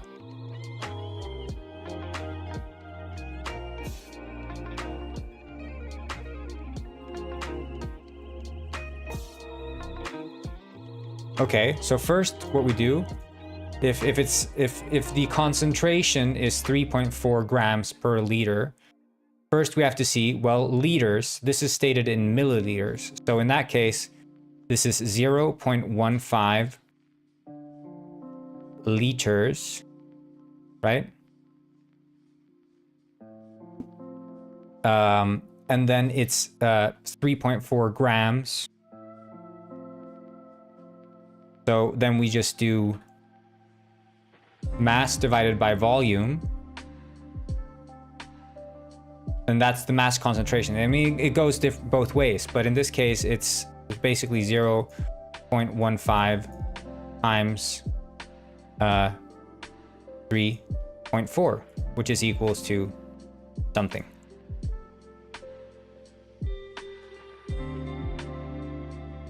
Like we have, like the formula is mass divided by volume is equals to concentration, okay? So into this, we can plug in the values. This is the formula. memorization, right?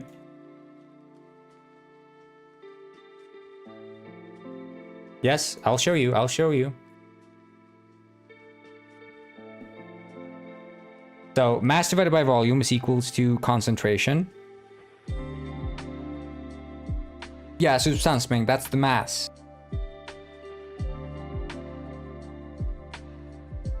Well, it's essentially like substansmängd.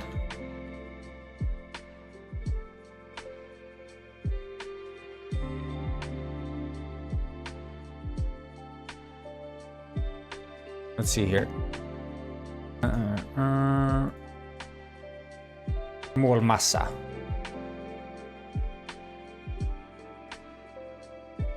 Yeah, substansmängd, that's mål. Massan, målmassa. So this is a formula then. Substansmängd, formel, koncentration, volym.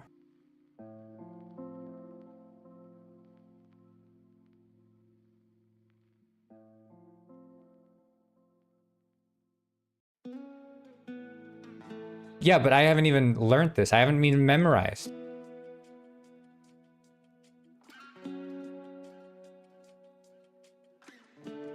Inom kemin mäts koncentrationen, oftast enheten mol, per decimeter i kvadrat eller molar, vilket är exakt samma sak. Okej?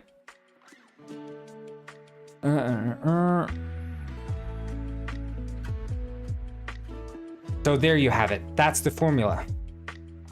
So this is a formula that you should have memorized. D equals N divided by V.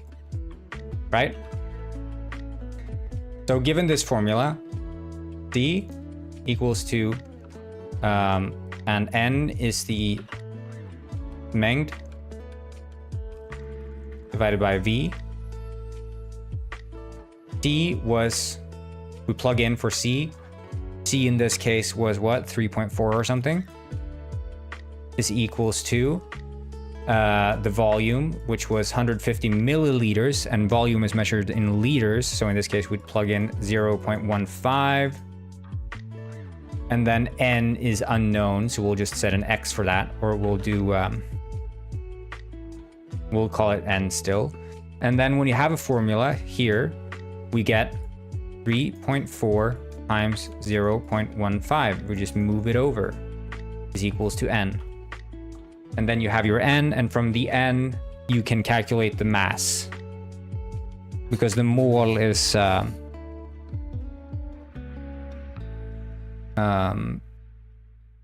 natrium chloride, there's a different, like, isn't there a mass number or something? That's also something you can look up or memorize or whatever.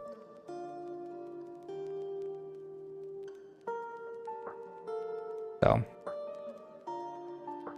you could use this one here. Substansmängd delat med målmassa is, yeah, substansmängd. Yeah, but it doesn't, but it takes time because I'm literally Googling this right now. If I had this memorized, I could plug this in and have it done in under a minute. Right? Because it's all memorization. Like this should come to you like flowing water. This should come to you like flowing water. It should be no issue. You should have this memorized, plug in the numbers, do the multiplication on your calculator, wham, bam, done. That's what I'm saying. It's all formula. You're just plugging numbers in. That's why it's E level.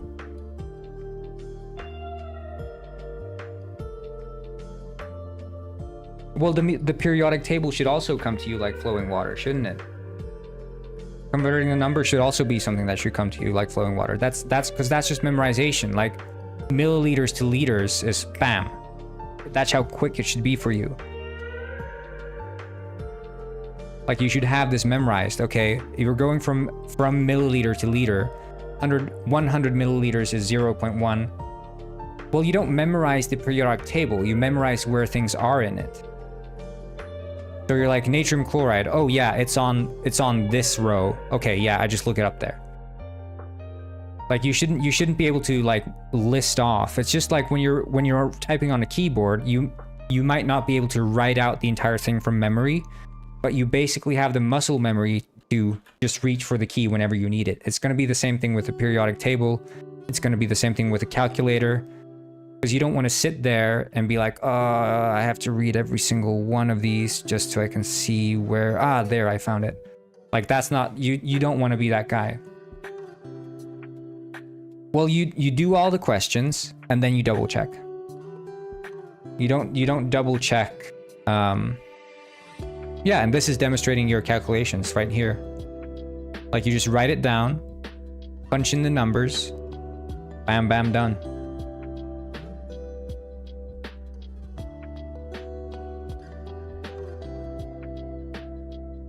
$118 elements isn't too much to memorize. Like,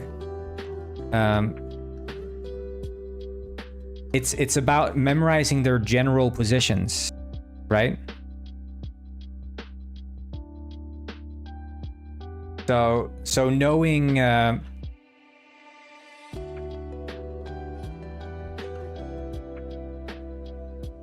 like you've obviously memorized these, for example, the natural gases or whatever they're called: helium, neon, argon, krypton, xenon, radon. But generally you're not even using all of these in tests. Generally they're using the more common ones like the metals and stuff.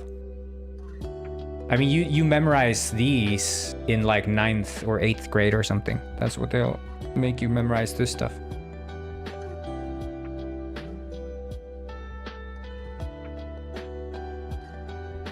And I think yeah,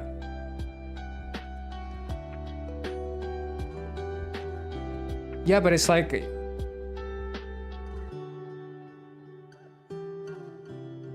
well, apparently stuff doesn't change because the stuff you're learning seems to be the same stuff I was doing, so.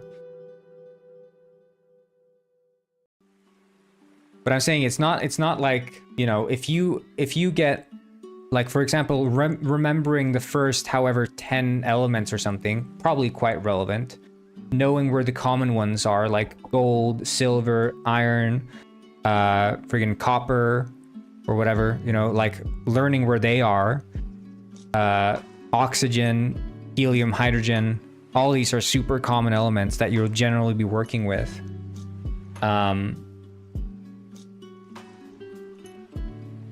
Well, every school curriculum is different, right? There's always going to be some different things you learn, but at the end of the day, memorizing and being confident in the subjects you're working with is always going to be of benefit for you. And I think too many people undervalue the act of memorization.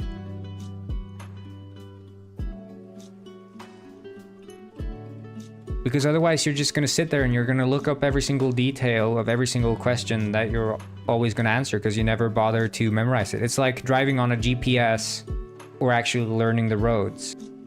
It's been proven time and time again that driving with a GPS every single time you drive just reduces your ability to navigate without a GPS. You have to memorize stuff if you want life to be easy. And everyone can memorize. The fact that you can speak a language proves that you can memorize. It's just a question of whether or not if you do it or not.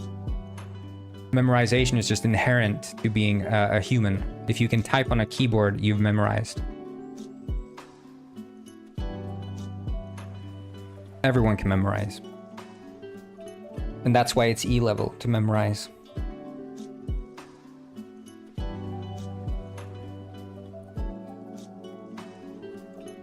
But the act of pulling up formulas and stuff is very important.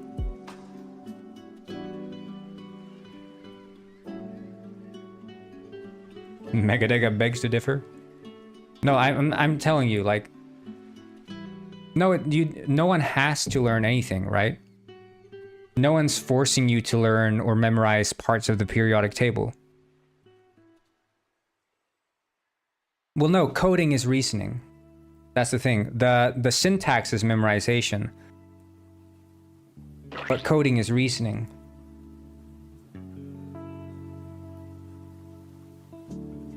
So when you're formulating the solution to a problem, the problem is quite abstract, and you have to reason your way to the formal answer.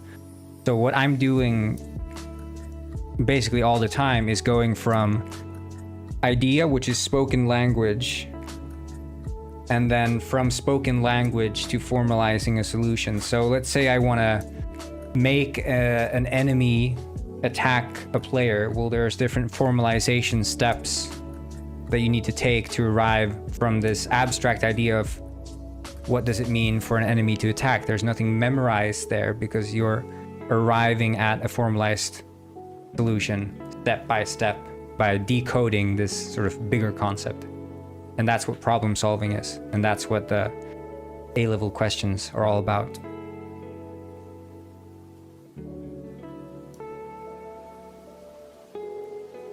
Yeah, but I'm saying it would have made your life easier, right? If you're struggling on E-level questions, then memorization is the key. It's always memorization, 100%. You're not going to speak a language if you don't memorize the words.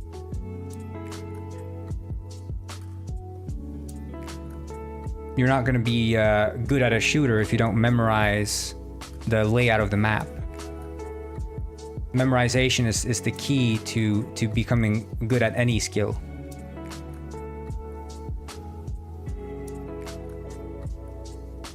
Well, you burn through the E ones, and then you get some points on the A-level questions.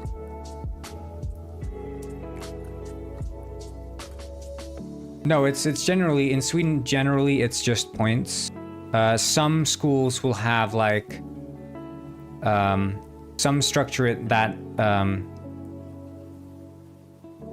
there's like a point total, but if you answer all the E questions, you'll pass. Some do it that all questions give points, and they assume that like all students will answer part of the well, were they any like the one you post to me, I would say is just a straight up simple E question. Like I showed to you with the formulas. It's literally just plugging in numbers, and that should be something you can burn through.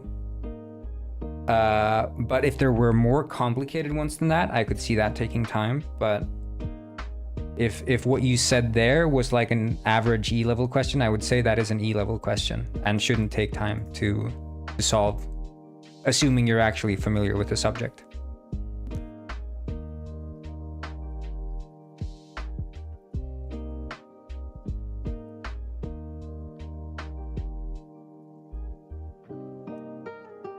Yeah, but it's also like, again, the more you've memorized, the comfortable you are with the subject, the less the stress is going to affect you. Like there's nothing, studying for a test is never going to be a detriment to your success.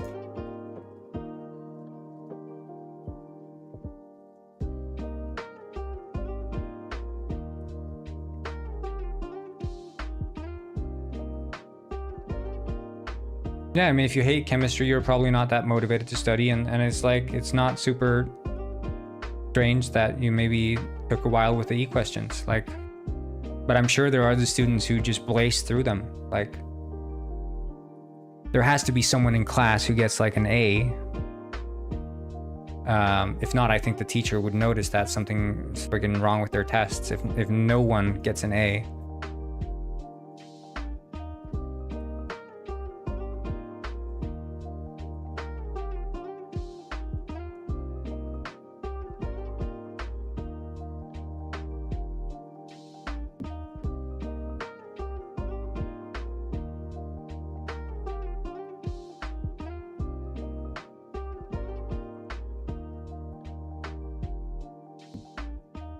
Yeah.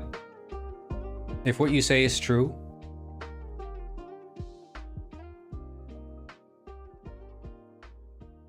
What you say is true, then that would ring a bell for sure.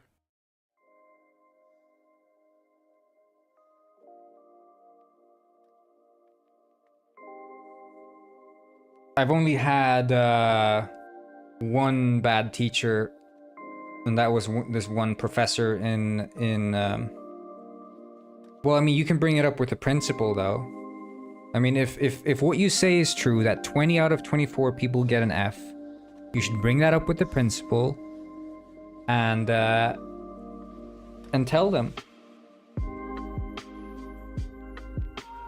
Because that is a cause for concern.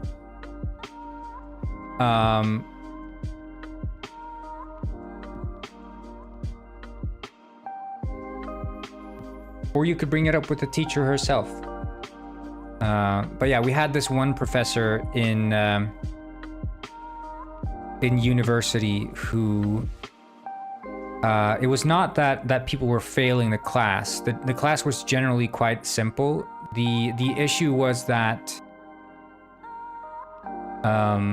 many people who answered the same questions in the same way got different points, and you would know that the people who got less points were generally the ones who he did not enjoy in class. So some people were like annoying him in class or never showing up to class, and he'd give them less points. So that was like a blatant, but that was like not poor teaching as much as it was like a pissy grader.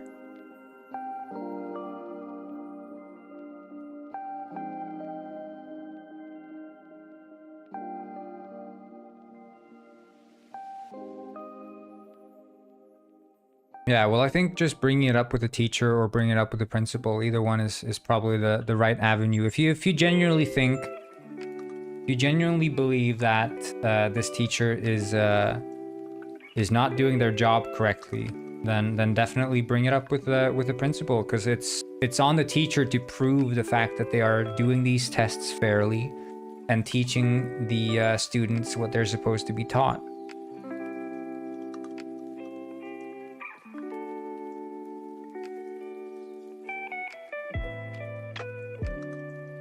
That's what you have to do.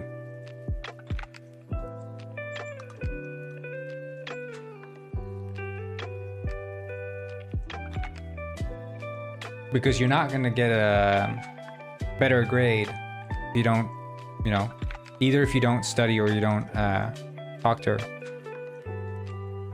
But if you genuinely think it's a hopeless situation, then talk to the teacher or the principal. Either one.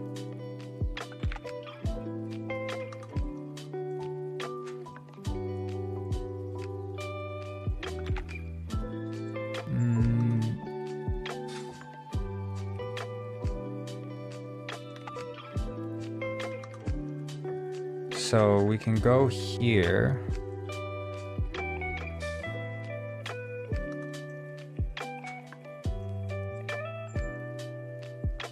But I mean, maybe I've just been super lucky with schools. I don't know, but I've never had a teacher just so egregiously give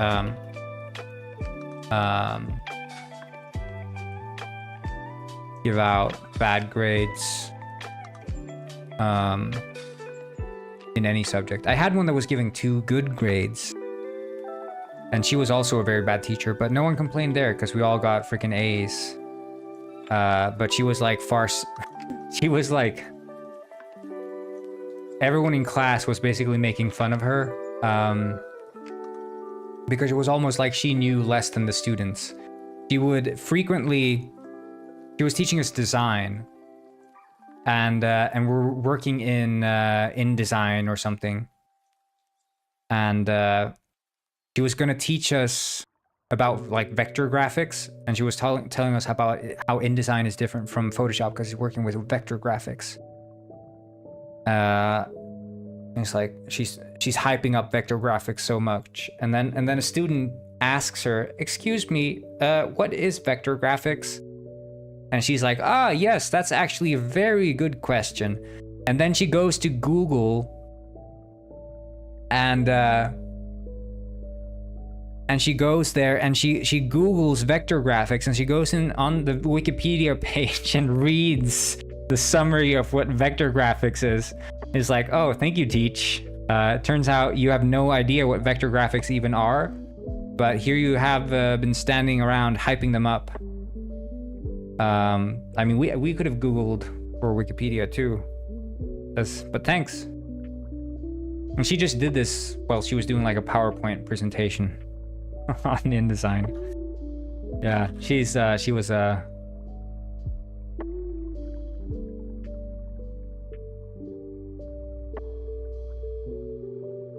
was interesting.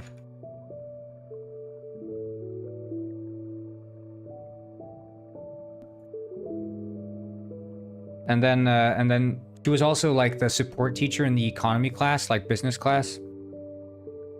And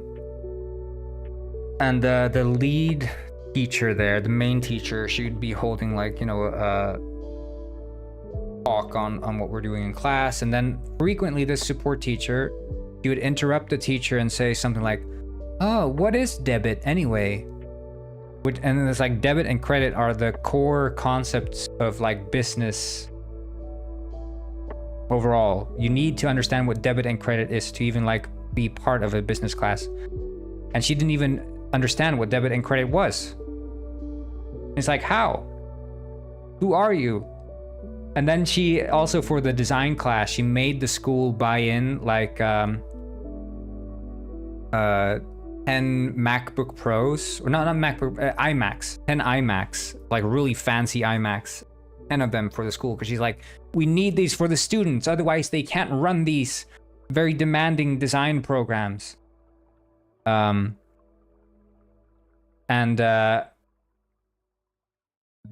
then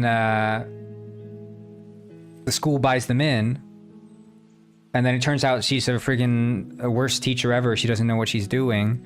And we never end up using the computers. Not only do we not end up using them, but she installs Windows on these iMacs because the software we're using doesn't even run on iMac. Like, doesn't run on Macintosh. So she's like, we need to install Windows. During the install on one of the computers, she bricks one of them. So we have 9 iMacs now instead of 10. And then the school has these 9 iMacs running Windows, standing there collecting dust because no one's using them, because it turns out the laptops the school gave us, the Windows laptops, can run this design software that was so intense. So we're all running this on our computers. No one needs the iMacs. They're just standing there collecting dust. No one's using them. And then she gets fired after having given us our A's. He gets fired, and then the iMacs end up in a storage room where they were still standing collecting dust until they were able to pawn them off, essentially. So that was fun.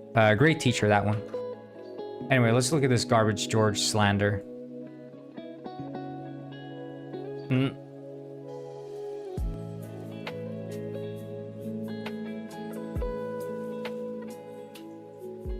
I wonder, should I put this up in the game? And if so, where?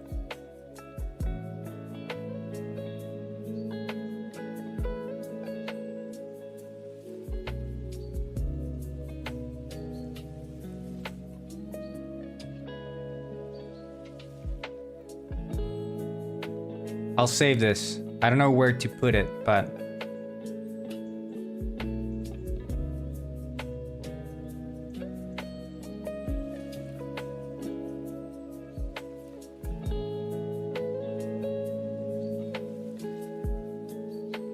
I don't think there is anyone. Like, Lard likes him, but he calls him Garbage George behind his back, obviously.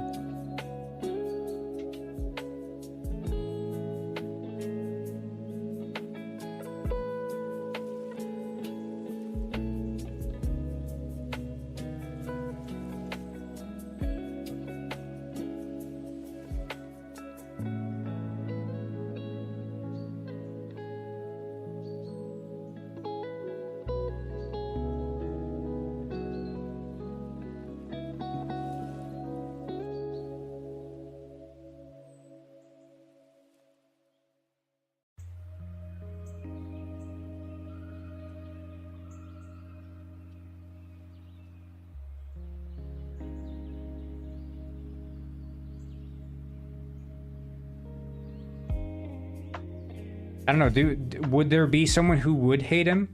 Like, if we think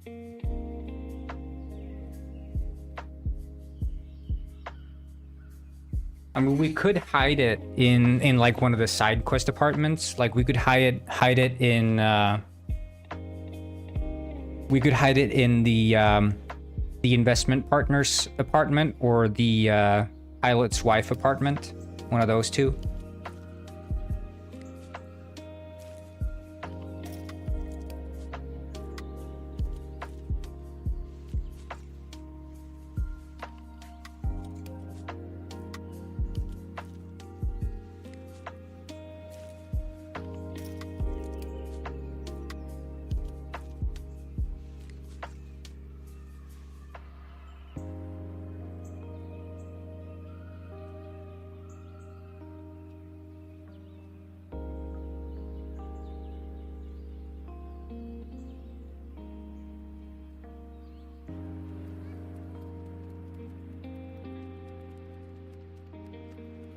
Public announcement. I just dedicated an apartment to a hate shrine of... Yeah, but it's like I already filled up the 3 apartments. It's all good here.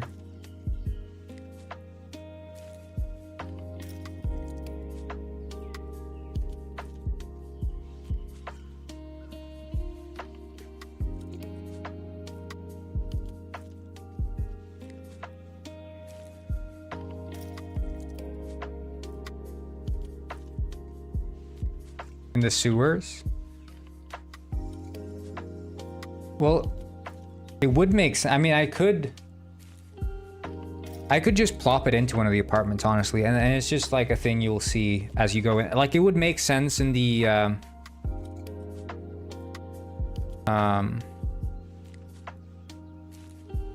it would make sense in the investor's apartment, because I would imagine he's like rummaging through the trash outside the pizzeria or something. They're like, damn, he keeps rustling through the trash there, taking our pizzas.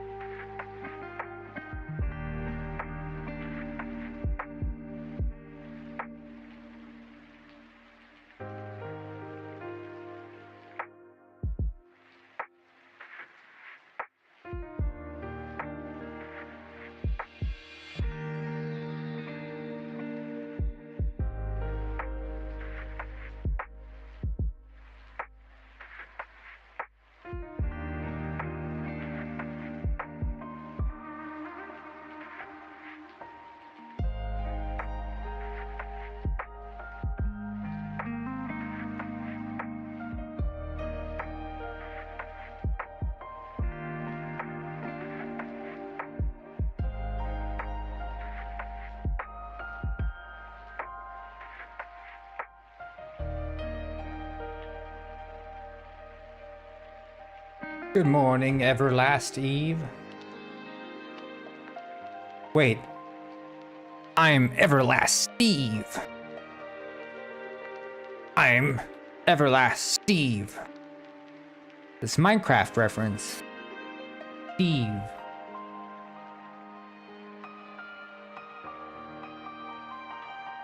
Everlast Steve.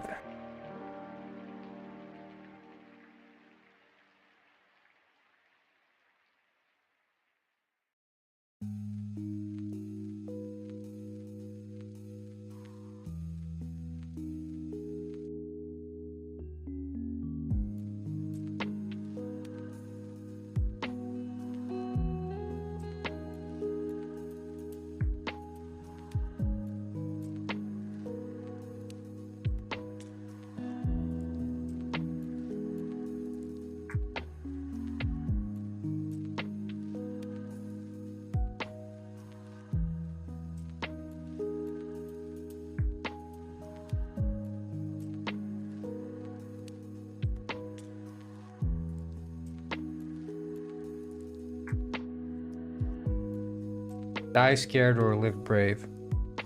Damn, that hits deep. Damn. My nachos. Corn nachos. Hell yeah.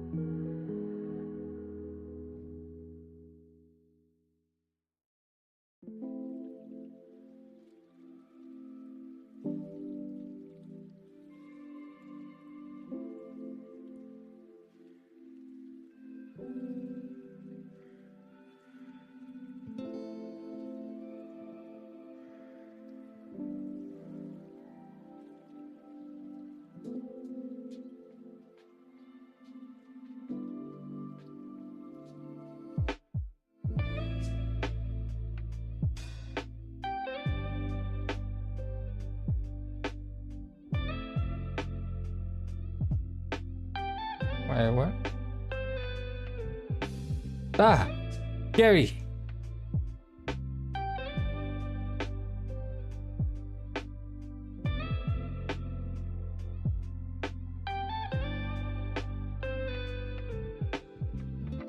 So he'd be saying, but hey, this pizza sure is fantastic, right? I've never had pizza before, actually. What? Flatbread scares me. Understandable. So, how are we feeling? Any new ideas? Nope. Nothing on my mind except for this delicious pizza. Hey, do you listen to music? I do, yeah. Do you like Buffy? Fabrizio Buffy? Sure, I listen to him. I heard he's gonna be doing a show with Vandra at the Seal Club. I see. But how is that related to the case? I just thought you might want to go with me. I mean, I don't know, I probably shouldn't. Please? What would he say?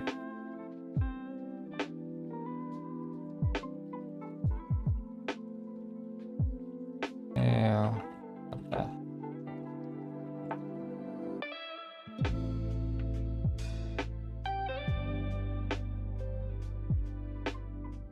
Hello, Sai. Have you guys noticed how First Penguin Lord hasn't been here anymore?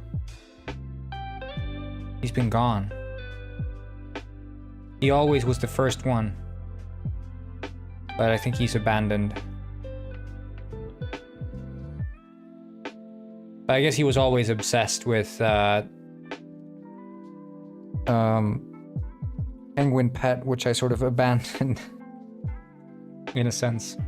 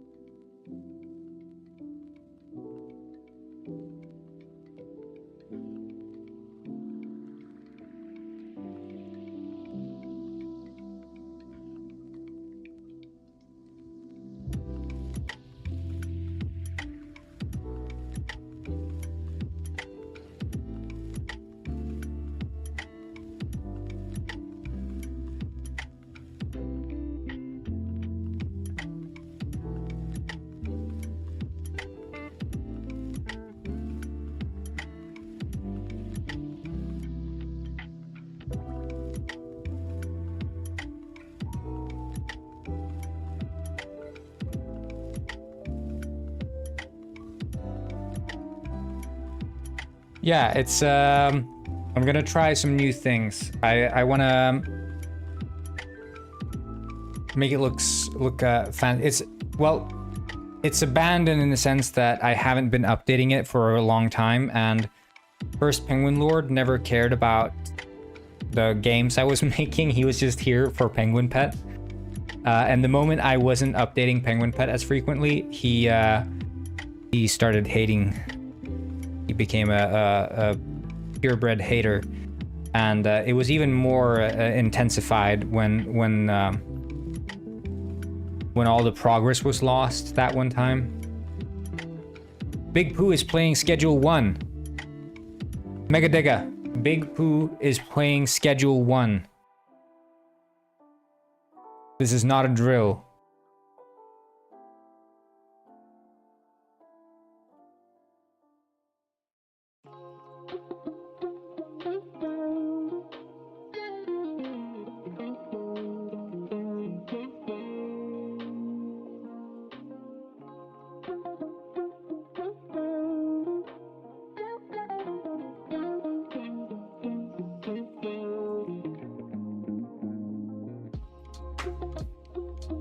Oh, hello, Elzano. You always knew he lacked personality.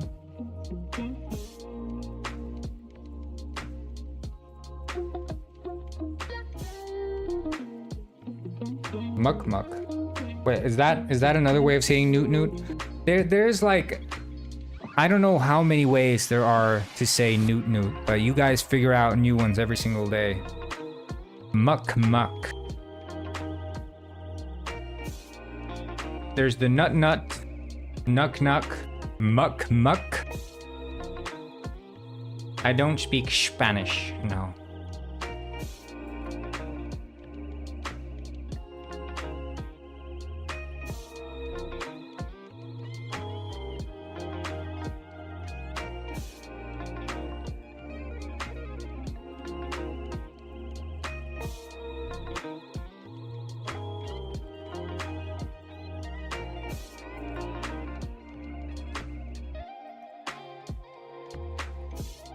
Penguins don't make sound here.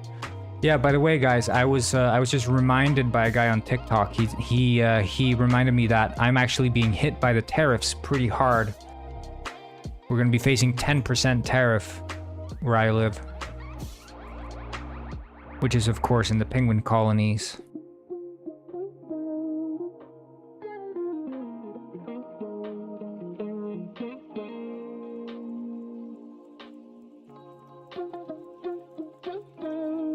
Well, I don't expect people to care so much about the programming and the game development either.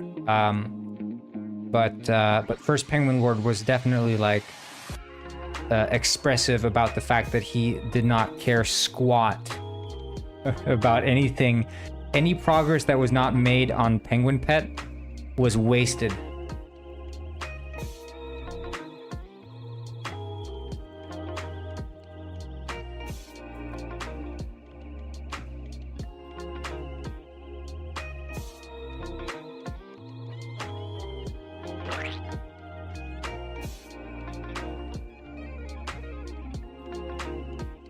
Where is Penguin Pet? Penguin Pet is the Kingdom of Frost minigame at the bottom of the screen. That's Penguin Pet. It's called Penguin Pet because it's made in the same project where I made Penguin Pet. You leave when streams get too scientific, yeah. You get flashbacks to school.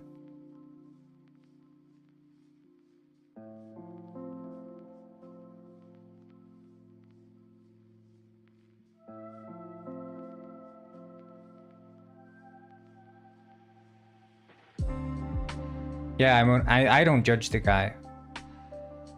In fact, it was quite fun. He was like every single time, he was like on the dot, the first person to show up and hit the grind, and then he'd go to bed.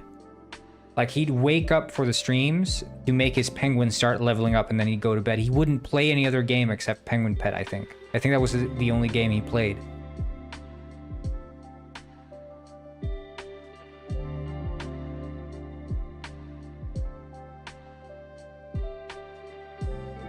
But that also meant that yeah, anything that wasn't Penguin Pet was a waste of time, and that I need to do more work on what actually is important for the community, which is Penguin Pet.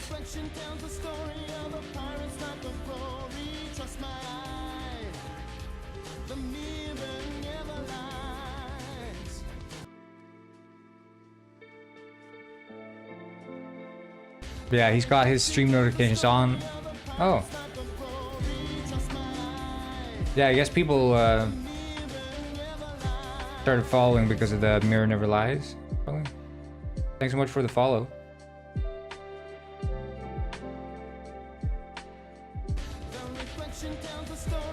I should put that on top. I don't know why I didn't. There we go.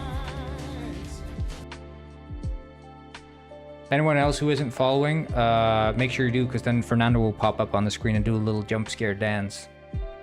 We'll make you go.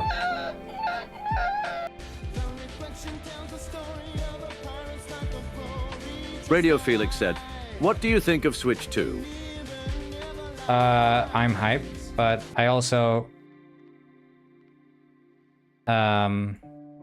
like, the problem with me is the fact that I don't care about the price of consoles, because I could just buy them at pennies worth, where I get 50% off, basically, because it's a tax write-off, right? So for me, the price of a console is irrelevant. But I'm hyped, specifically just for the Mario Kart world. Like, that's all I want. And Tomodachi Life, but I don't think that's not... I mean, it's gonna be for the Switch 2 as well, but Tomodachi Life, man. I want Tomodachi Life.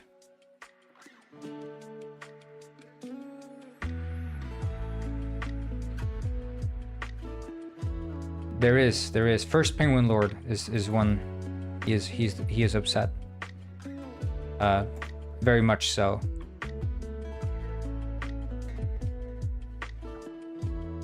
Yeah, but Tomodachi, like, I'm just so hyped for what Tomodachi Life could be on the Switch.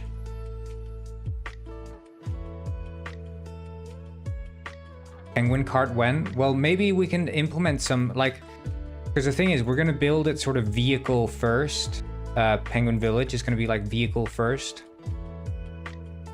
And there's gonna be the potential for like a proper racetrack in the level itself, which I'm very hyped about.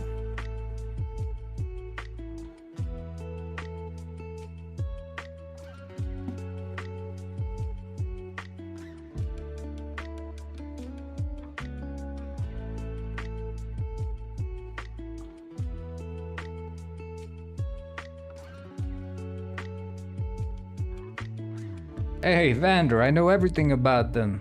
Hey. Nintendogs 2. Oh, hell yeah. Hell yeah. I want Nintendogs 2 for Switch as well. Nintendogs 3DS. A bit of a letdown, if I'm being honest. Bit of a letdown. OG Nintendogs. Chef's kiss. Beautiful. That's good that you... I was gonna say the left hand thing. It was good that you noticed that, because that's very important, because he is left-handed in real life.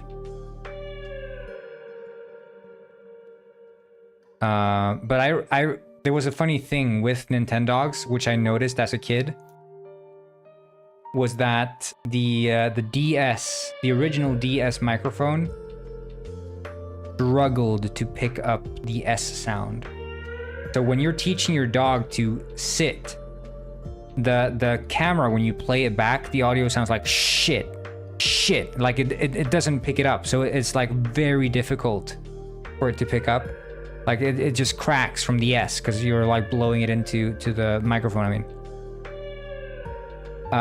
But I would just make all the tricks not have S in the word, and then the tricks would work. So instead of saying sit, I would say like mit, or something. I would just replace the S with any random letter that was not like a fricative S, you know? And that worked. Little Nintendo's life hack for you all there. But doing the trick shows was insanely difficult because he would never sit. And that's like a funny thing to get wrong as well, like for the code. Favorite Switch game? I mean, I think even though I haven't played it the most, the one I liked the most was definitely Tears of the Kingdom. It's just such a good game. I just love everything about it. And it's tied for me with Breath of the Wild. Like the experience I had going into both was basically identical. It's just really fun games. I just love them.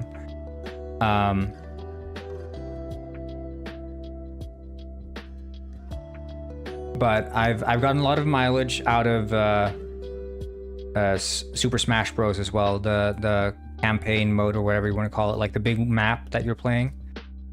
I love that. It's so addicting. You're just blasting through levels. I love it. Favorite Switchblade? Whichever one does the best stabbing.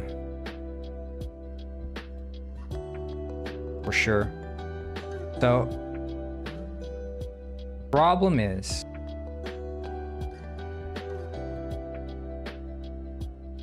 that the band's supposed to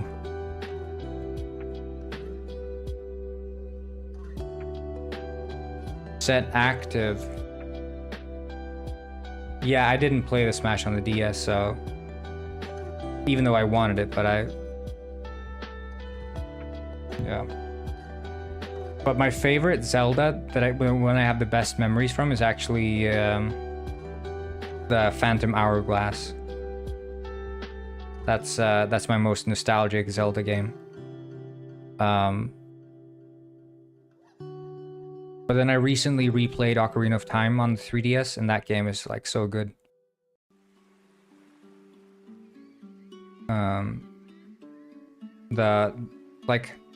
It's surprising to me like how much Elden Ring feels similar to Ocarina of Time.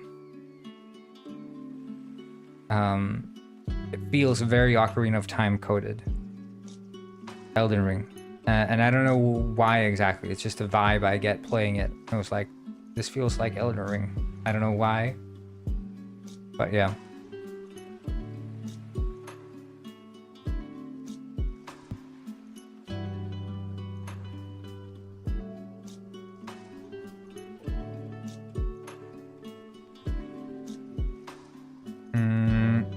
I'm trying to figure here, because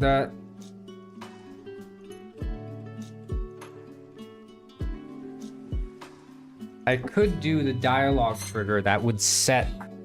You go in here, and the first thing you'd do is... You'd have a trawler there. Yeah, I haven't played Twilight Princess either.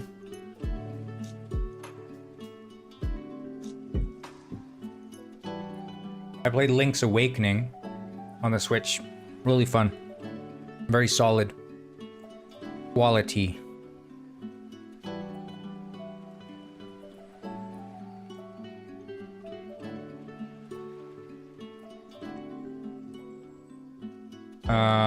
Okay, yeah, I think I know what to do. So, dialogue, trigger.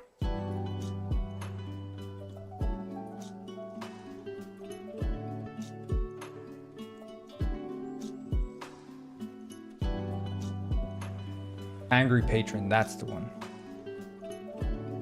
So we can double that one. Set the trigger to be Brawler.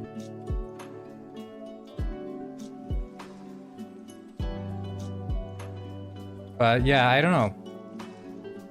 I'm just hyped for Animal Crossing on the Switch too. Animal Crossing is also one of my favorite Switch games. But that's just because I obsess over the details. This is like such a detailed game. I sort of aspire to be that detailed in my games, but I don't think I could ever be as detailed as that game is. It is just an insanely, like every single small thing in that game is just perfect, beautiful, chef's kiss.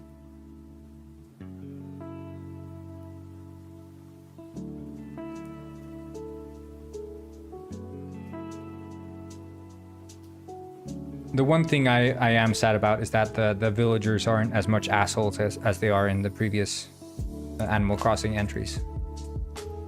I prefer rude villagers with personality as opposed to villagers that are more like basic, nondescript, happy-go-lucky villagers. I want them to call me ugly things and be rude about the other villagers as well.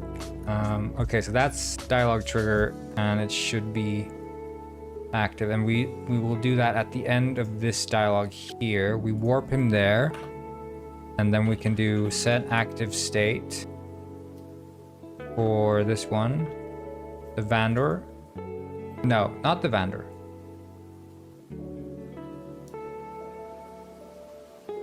That would happen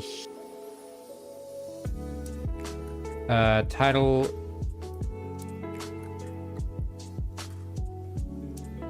Yeah.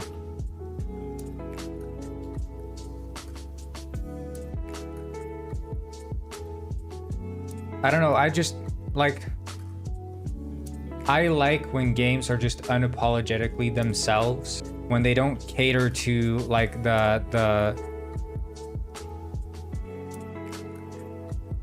they don't act in the benefit of the player, basically. So like Animal Crossing's multiplayer, so extremely tedious to go to the airport, fly the thing, do the friend code shit. It's all of this whatnot, but it's like so in universe and so perfect for how the universe is structured that I just end up loving it no matter what. It's the same thing with the Red Dead Redemption animations. They take ages to play.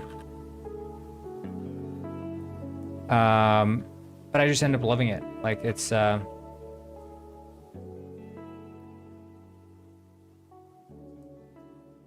because it's just so in universe, but it's not for the benefit of the game that you have to watch like freaking long ass animations executing. Like that's not at all for the benefit of the game. Exactly, yeah.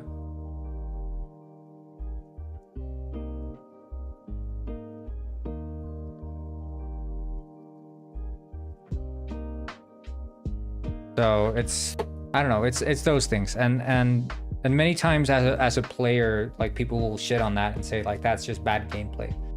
But I don't know, I like I'm obsessed with the idea of like games as separate universes and not just games as games.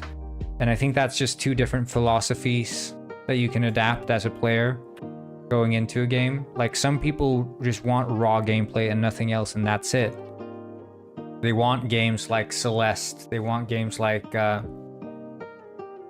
Hollow Knight, that are just strictly nothing but gameplay, but you know, with mild aspects of atmosphere for sure.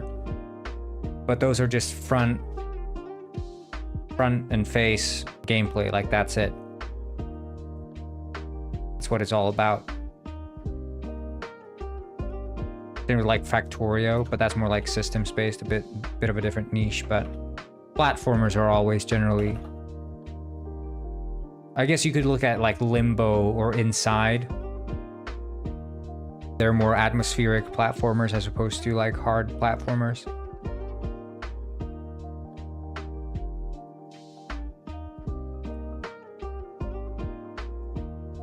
It is difficult, and there's a lot of moving parts and how they all interoperate. But I always enjoyed it. It's a fun challenge, in my opinion.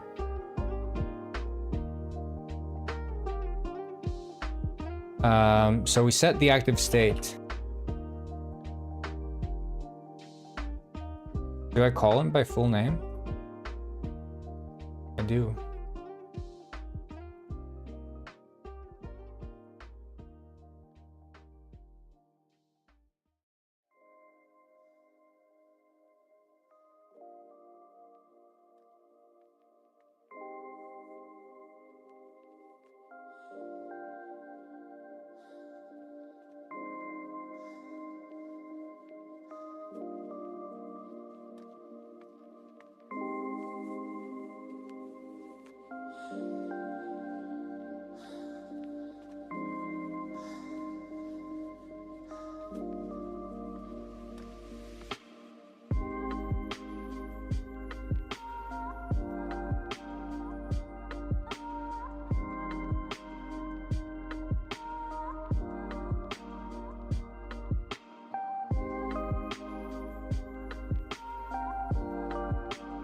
Okay, trawler McFish.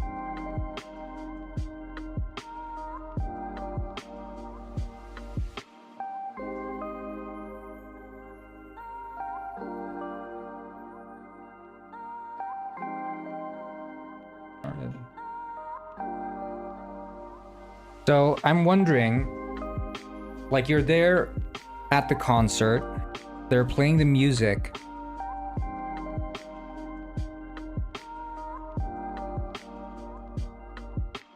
And you just stay around there, and as soon as you leave, it triggers the convo with trawler? Or how should we do this? Like, what's the most logical way?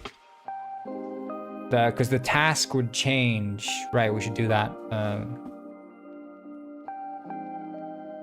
Here. That task. So it would be the missing mackerel. And go to the Steel Club.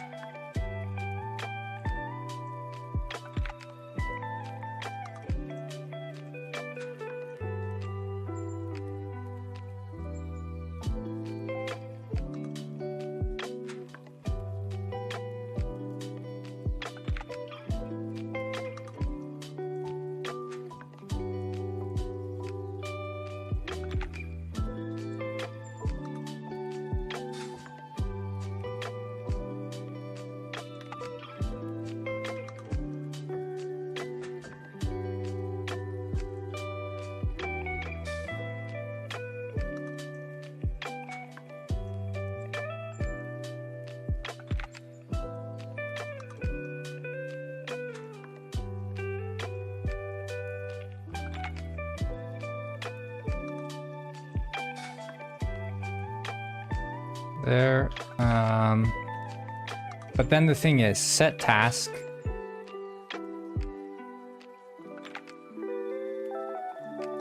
They'd play the song. I mean, what I could do is when the song ends, then it would either teleport you out or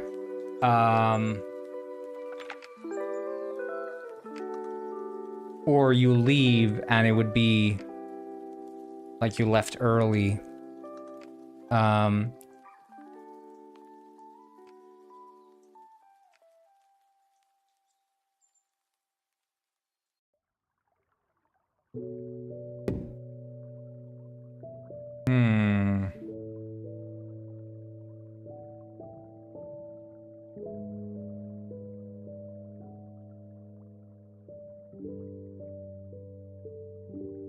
Enjoyed the music.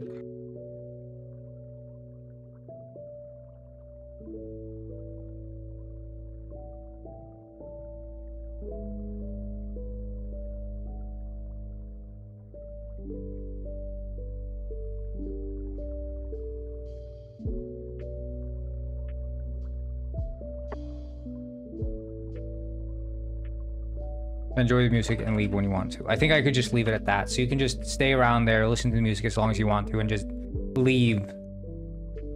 Because they're just going to play on the loop. You can just listen to them as long as you want. Because this is going to be your last moment with Trawler.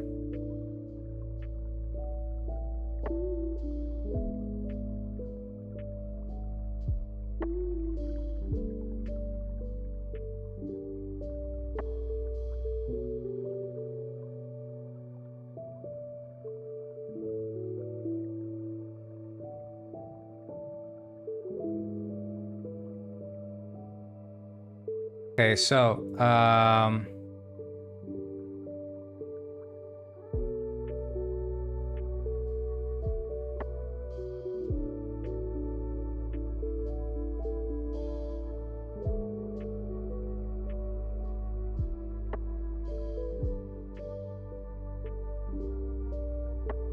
and now, voice of an angel, name drop. That. Buffy. Your ass, the voice of an angel.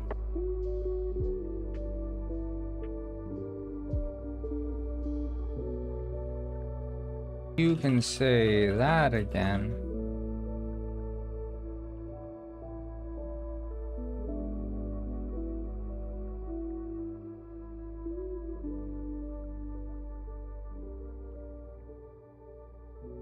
You're a good Gwyn.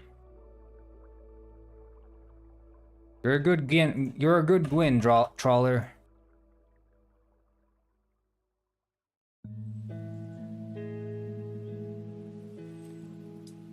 Thanks for inviting me. Or it would be flipped, actually. Thanks for inviting me. You're a good Gwyn, Trawler.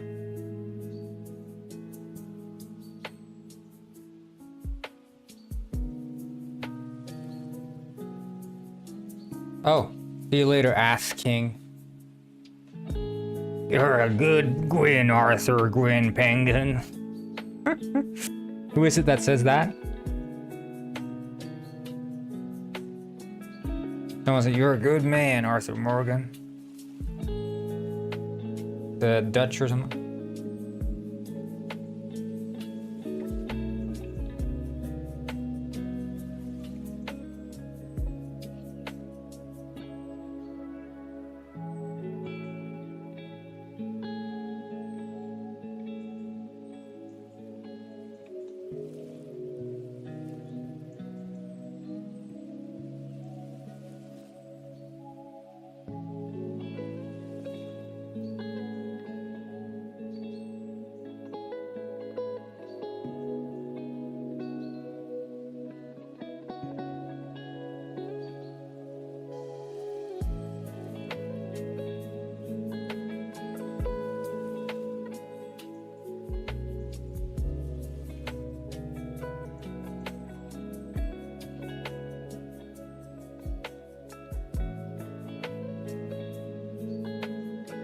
Cool dude. Yeah. Many characters? What? Just many? Yeah.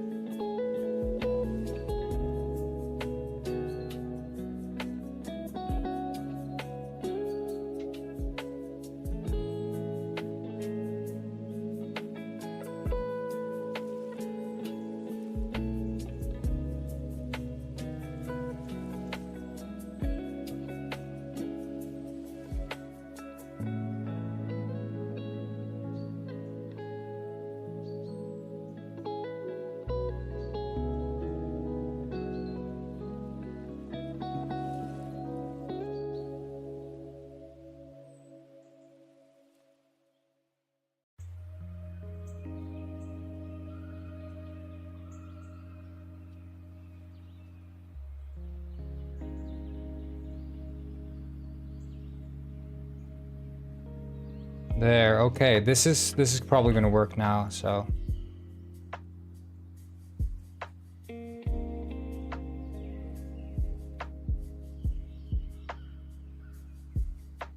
So this should be the entire sequence. We just need to set active state.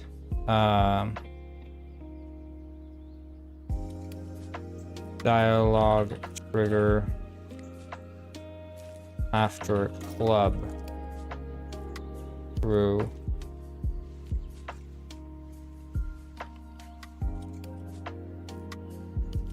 And then in here, basically gonna be, this is the inside the club. Oh shit, what do we call this one?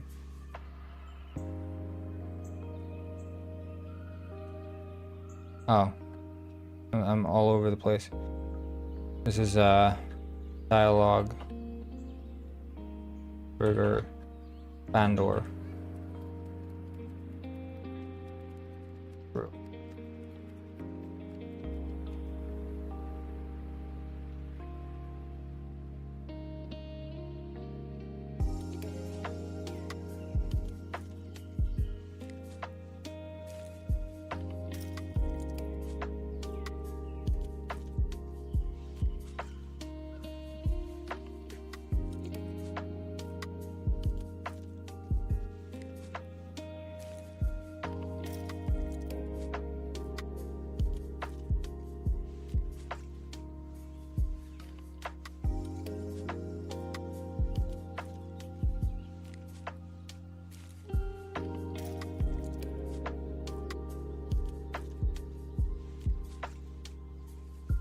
And this would be with trawler as well, and be backspace, backspace.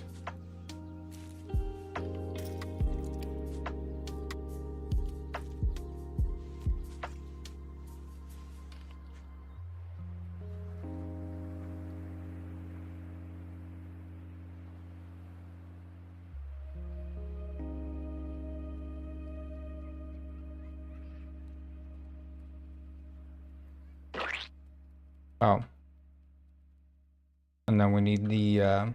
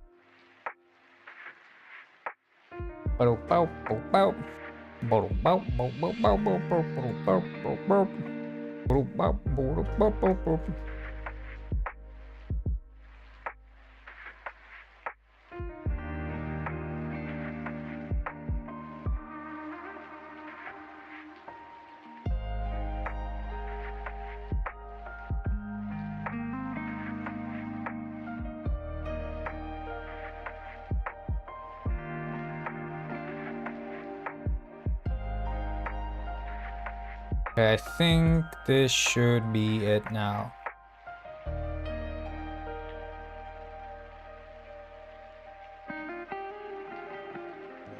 We're just gonna have to give it a try. I'm gonna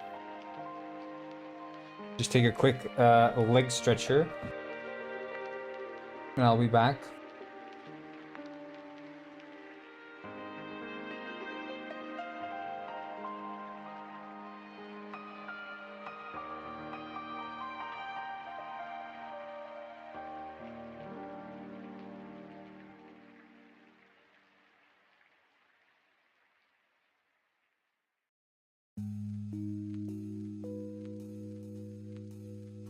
Yeah, so just be right back. You guys hang in there.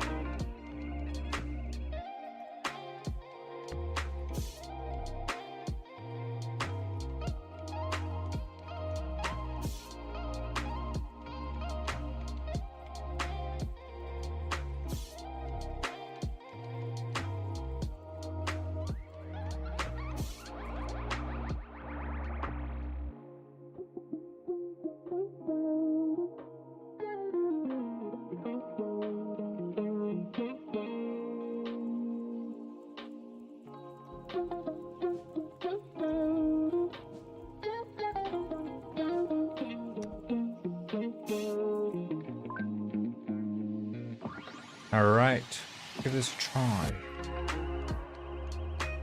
So we need to start a new game essentially.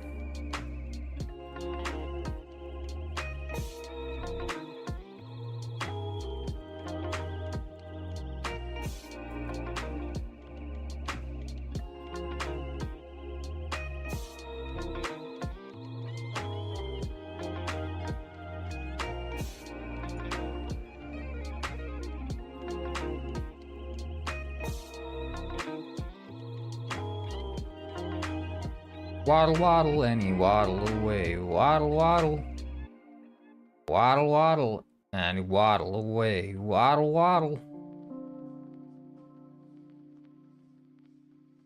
Oh, very next day. Bop, bop, bop, bop, bop, bop.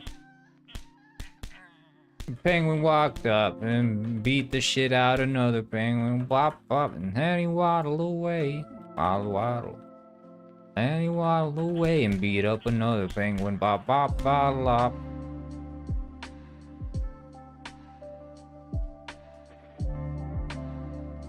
Okay. Just do load. Well, I don't know if I even spoke to Rex yet.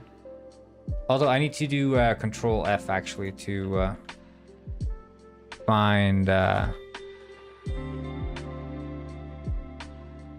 Yeah. Good song, Sir Corn. Thank you.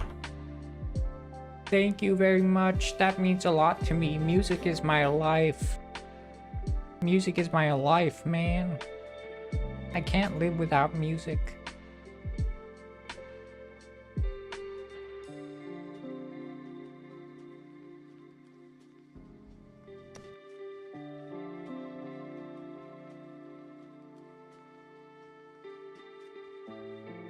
Please pre-save my new song on Spotify.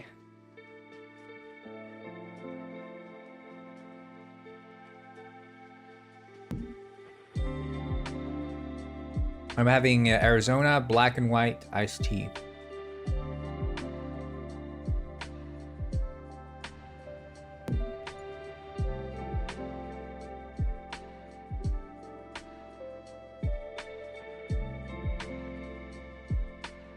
Okay guys, we're gonna turn off the browser audio now and we're gonna play this game the way God intended.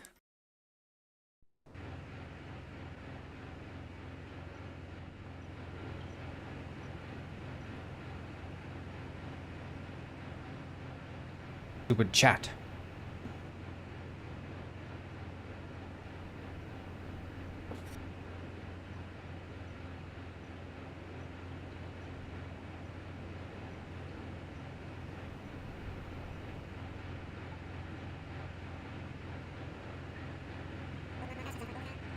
So I added a little bit of camera shake. I don't know if you guys can tell it now, but like when during dialogues, there's a little bit of camera shake.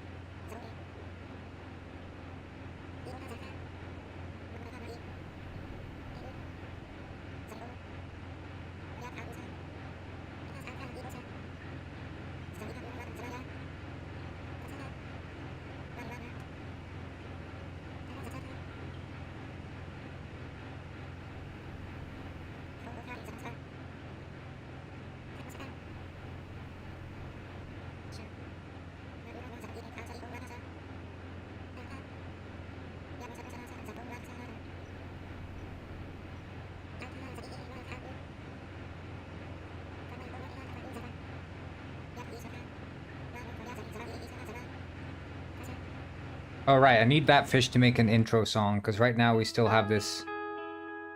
But I still need to watch the intro again. But I know you guys have seen this freaking 100 hours, 100 times, whatever. Oh, that's also something. I'm gonna write that down. Skip cutscenes. Cut scene skipping, because I just figured out how I can do it, and I think this is probably the way that The Witcher 3 does it as well. So the problem is when you're designing a, I'll just turn this down a bit. When you're designing a cutscene in a game, sometimes there are events triggered by the cutscene itself. And that means you can't just skip a cutscene, because that means that you will skip the events that were triggered by the cutscene. So for example, if the cutscene triggers that an object gets set on fire, then you want that object to be on fire when the cutscene is over. But if you skip the cutscene, the fire never starts in the first place, so when the cutscene is over, the object is not on fire.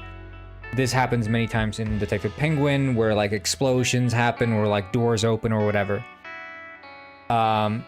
So what I think other games are doing sometimes is they will fast forward the cutscene as opposed to actually skip it.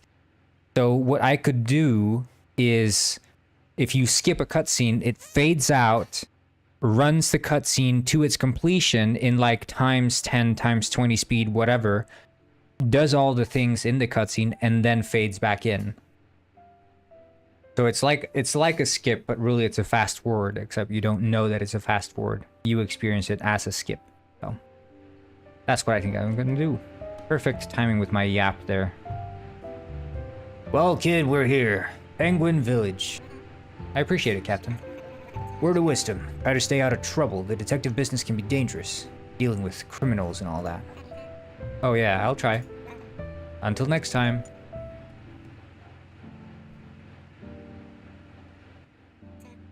Hey. Hey. This crate, it's extremely heavy. Is there any chance you could help me get it onto my boat? I'm completely worn out after today. After today, but it's early morning. The day just started. I think the camera shake is a bit too egregious. I'm gonna turn it down a bit. It's a bit too intense. The early penguin gets the fish, as they say, eh? So how about it? Can you help me out? Of course. Not a problem. Thank you. You're a real lifesaver.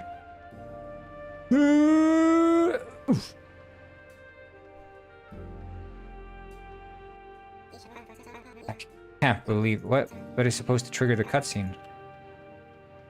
Great. There's supposed to be a cutscene triggered here. Ah! Ah!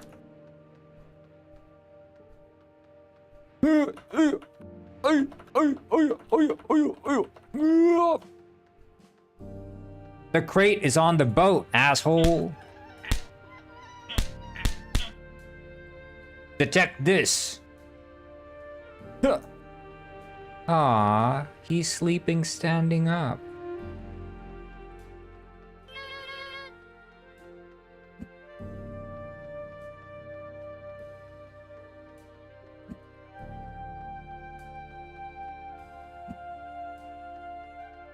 See, this is a problem here. So when you're like this, it's fine. But if you're sliding upstairs, the camera collides. Because it's not able to go up high enough.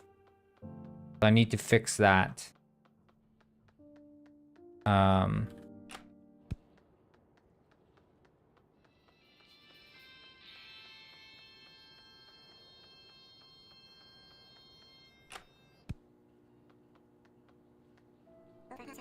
Hi, I'm Neuter. Finley Neuter.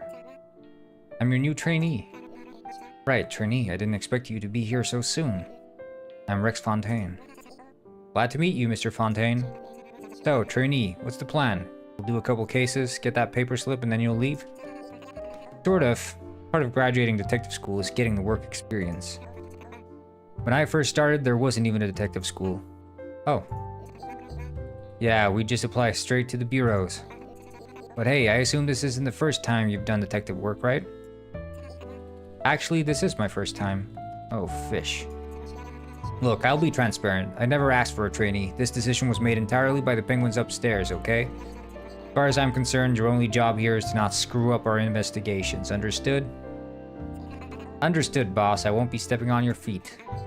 Good, so let me just show you your workspace, and then I'll introduce you to a case I think you can handle. This is the case board. This is where you'll gather all of the info about your case. For example, you just got to know me, so I added a little bit of info about myself. If you interact with my photo, you'll see what it was.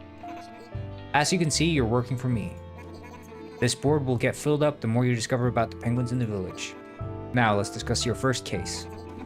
Your first case is fairly cut and dry. Someone's mackerel has gone missing. A supposed burglary. Track down the fish and bring it back to the owner. Who's the owner? Where do they live? And who are the suspects? The victim's name is Trawler McFish. His house is by the docks. No suspect yet. Also, if you can, try to avoid letting things get violent, okay? You got it, boss. Catch you later. Let's go.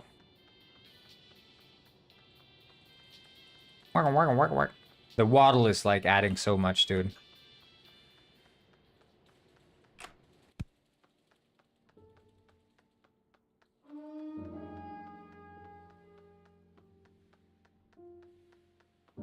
This game really makes you feel like a penguin.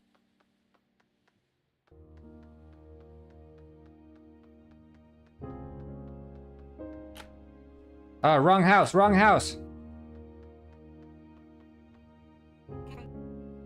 Who is it? It's Finley Neuter, detective in training. I'm here about the missing mackerel. Well, why didn't you just say so? Come on in, detective. Thanks for coming, detective. The name's Trawler McFish. I almost didn't want to let you in, detective. I've been so on edge, what with the break-in and all. Well, that's what I'm here to help you with. Let's get started with a couple of questions. What made this mackerel so special? Why would anyone want to steal it? Well, the only way to get mackerel around these parts is through special import. So goes for quite a price. So it goes.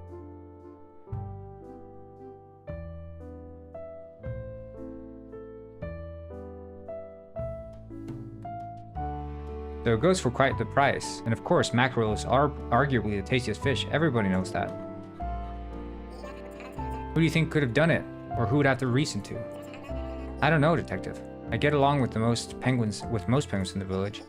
To me, it feels like whoever did it was just in it for the money. Where were you when the break-ins occurred? I was at the library, doing some reading. I like to go there to wind down. Did anyone actually witness the break-in? Yes, or I think so. My neighbor Flora. She lives right next door. She's usually home around that time. I haven't spoken to her yet. Alright, I think I have enough info for now. I'll go over to that neighbor of yours and see if she saw anything. Thanks, detective. Keep me posted. That I will, Trawler. That I will.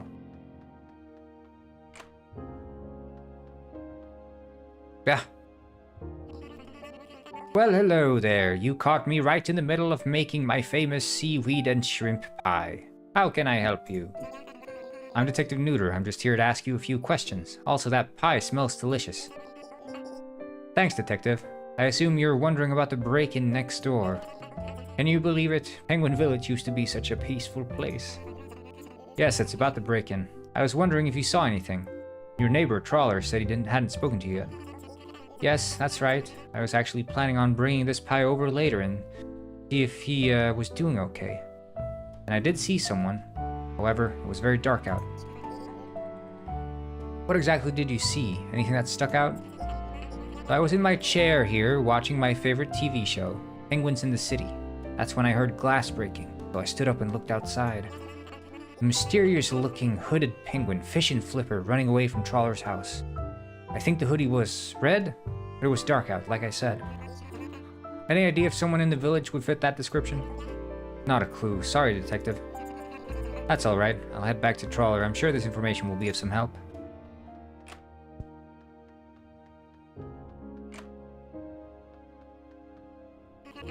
Well, detective, any updates? Your neighbor Flora said she saw someone running from the house. Penguin in a red hoodie. Ring any bells? Red hoodie? No, not really. Okay, are there other places or penguins you think are worth looking into? The only one that comes to mind is the fish market. That's where I bought the fish in the first place. Good thinking, I'll go check it out right away.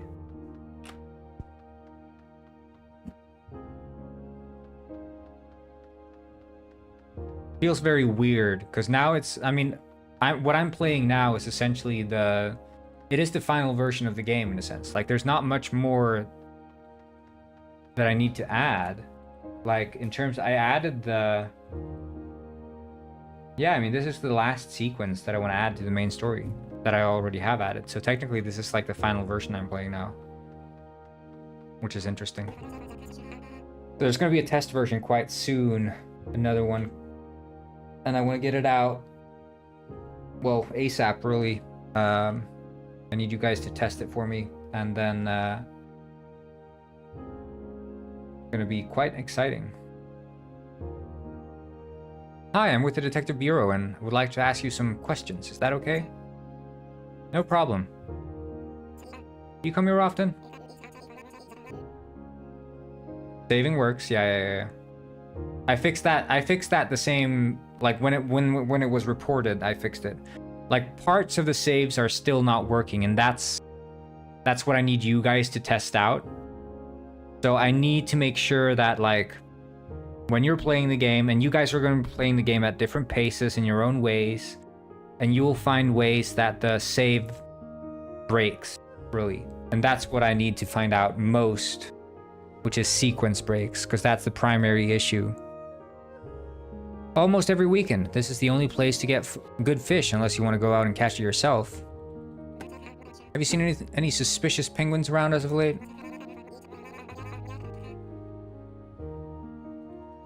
Yeah, well, the skipping of cutscenes is going to be implemented before you guys can play again, so there's not going to be any need for that.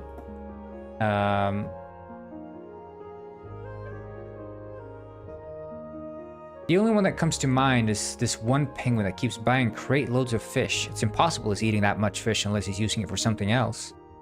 Do you know anyone who has been wanting to buy a mackerel recently? A mackerel? Isn't that super expensive? No, sorry. I don't have friends that are that rich. Well, that's all for now. Thanks for answering my questions. Anytime, Detective. Good day. I'm Detective Neuter, and I would like to ask you some questions if that's okay. Yes, of course. Have you seen any suspicious penguins in the market recently? I think most of our customers are fairly normal. They come, pay for the fish, and then leave. And no purchases that are out of the ordinary? Well, there's this one fellow. He keeps buying boxes full of our cheapest fish. Can't get enough of it, it seems. But of course, I don't judge my customers. He's as good as a customer as the rest. What kind of customers would you say are buying mackerel from you? It's such a rare and expensive item. It has to be specially imported. We never keep it in stock. The only one who's asked for a mackerel recently is McFish. He's a very valued customer, by the way. Thanks for answering the questions. I appreciate it. Hey, what's this about anyway? Are you here because of McFish? Something wrong with McFish's mackerel? His mackerel was stolen last night, breaking and entering. Oh no. Tell you what. If that mackerel doesn't turn up, then let McFish know that Fred will give him a gift card he can use here in store. I appreciate it, and let him know. Hello, Kyrule.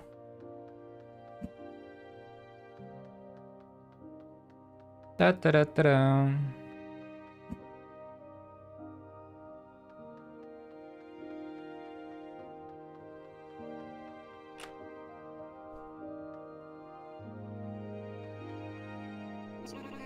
I spoke to some penguin at the fish market.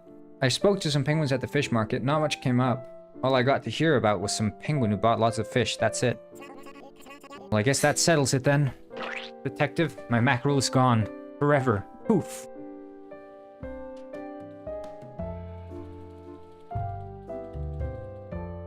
I think I want to change that. We'll do... Well, I guess that settles it then, Detective.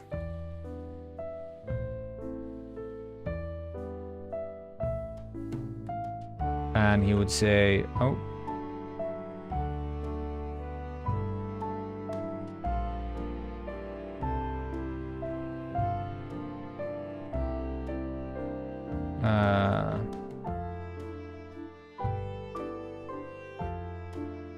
He'd say, my mackerel is gone.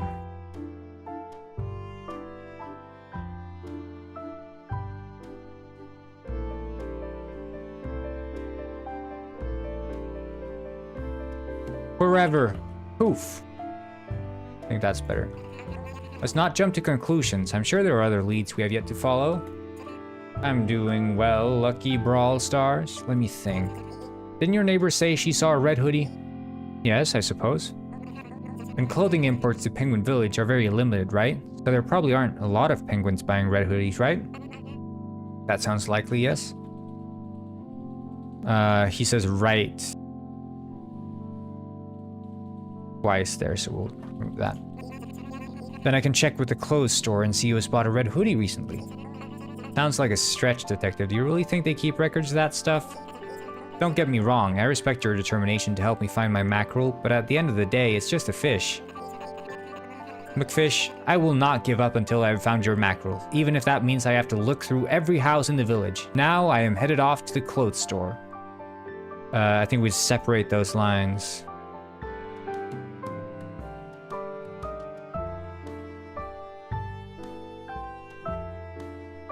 So he'll do accusing, and then he'll do waving.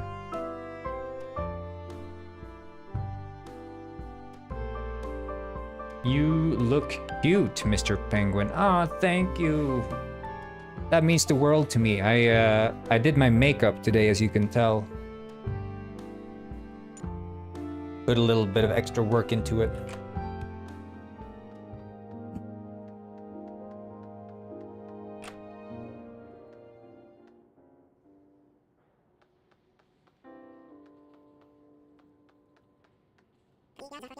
My oh my, you look like you need a makeover.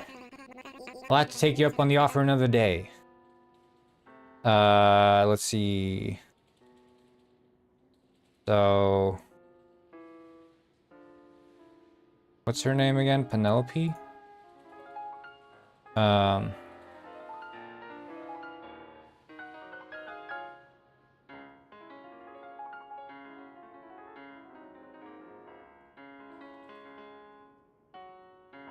This was back when I I used to write pretty long lines, and now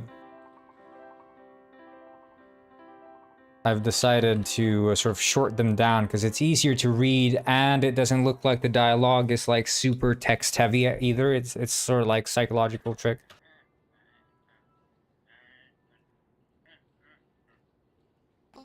Interesting.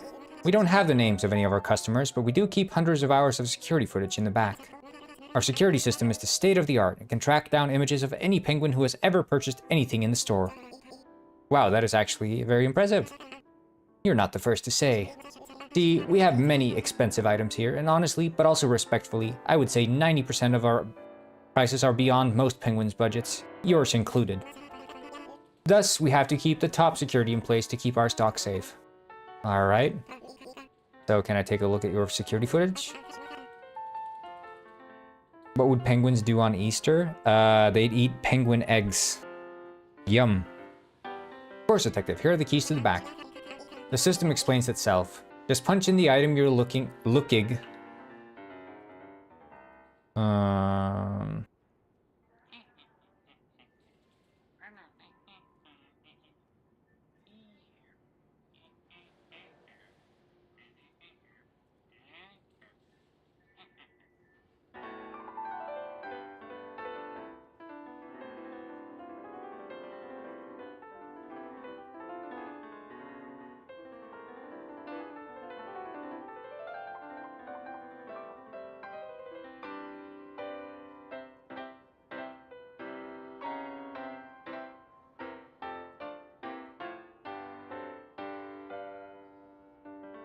Make AI conversational system? Dude, no, I hate... That would just be shitty conversations. This game is like narrative, story-based. Make better your game with AI, really. You have to add the blockchain to this game. Please add cryptocurrencies to this game. You have to. It's gonna make the gameplay so much better. Promise. I promise you. You need AI and blockchain.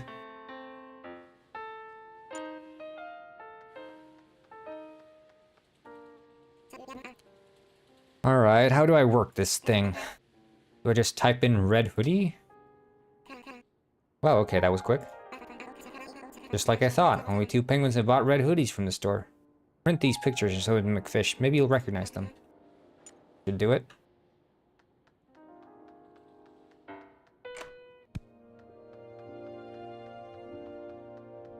No, the AI just writes trash dialogue. I mean, it's fun. I could imagine it in like a Skyrim RPG setting. Like, you could work it in there. But in a game where, like, this entire game is just my flavor of humor and world building, and the AI can't, it doesn't wrap its head around what I'm going for, it would be too generic. So it wouldn't work in this context. The only context in which AI can help is if you want to have like middling garbage dialogue. But I'm not interested in that. But for like a Skyrim mod or whatever, you could probably work it in. McFish, I need to take a look at these pictures. Do you recognize these penguins? Look at how close he's looking. He needs glasses. Oh wow, I didn't expect you to find anything. Good work, detective.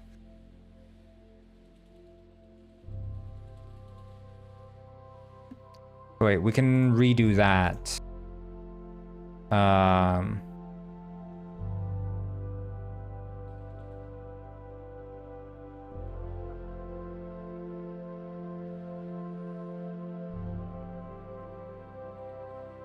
Well, let's hope so.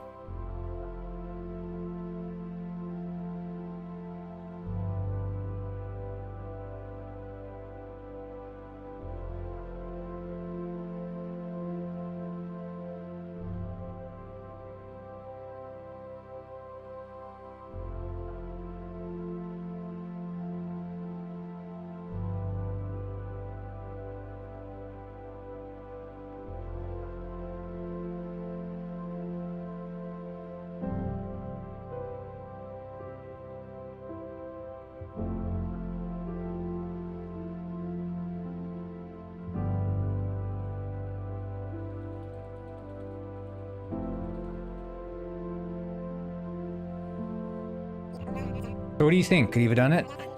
I'm not sure, detective. Maybe. He's a chef and owns a fish restaurant. You know, the one right next to the detective bureau? Oh, right. Beak's Fish. He owns it? Yeah. Interesting. I'll go check him out. See you later, trawler. Nya, nya, nya, nya, nya, nya, nya, nya, nya, nya, nya. Like, I think when we're sliding, I could...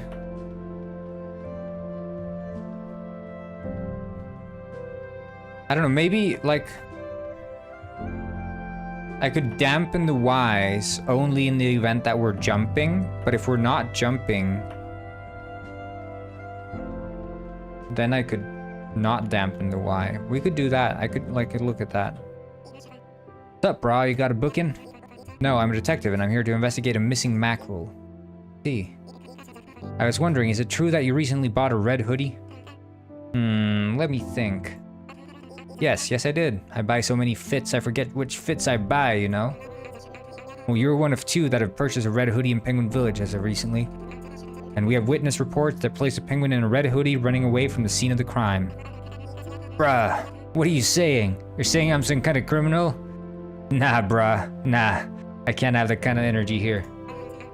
You sound agitated, Mr. Beak. Nervous, perhaps? Bruh, I've got like a business to run. It's your energy that's off, not mine.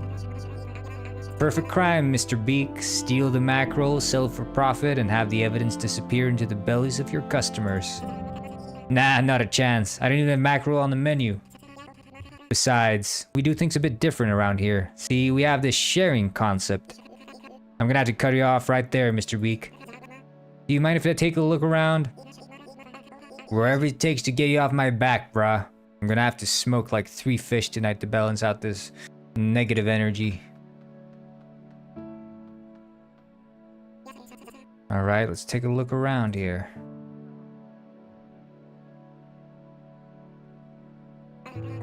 Not a trace of mackerel. You already served it to the customers? No, I don't think this is our guy. I should talk to him again. Zebra, I have nothing to hide. I'm sorry, Mr. Beak. I just have to follow every lead. I get it, detective, I do. But sometimes you just gotta chill out. I suppose. But you mentioned leads. I might have a lead for you. There's this penguin. Oh. I think this was reported, right?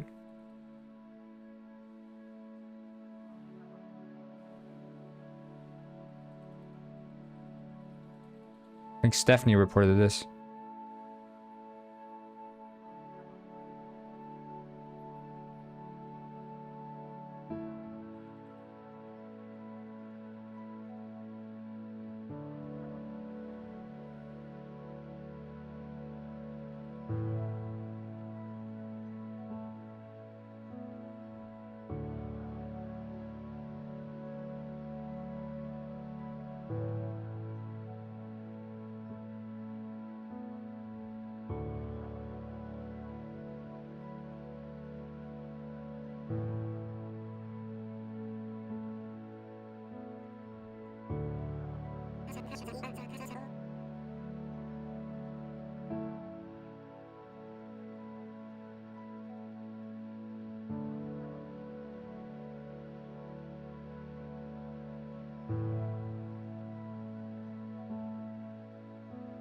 Okay.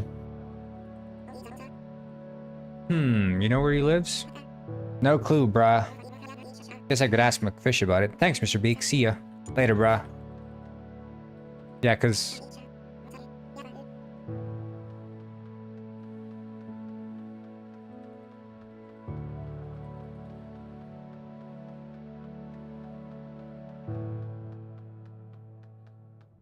yeah, maybe it was you, Mega. You probably reported. It was the detective speaking Beak's lines, right? I think you reported that. Pete Beak's clean, not a trace of mackerel. Oh. Wait, there he should be...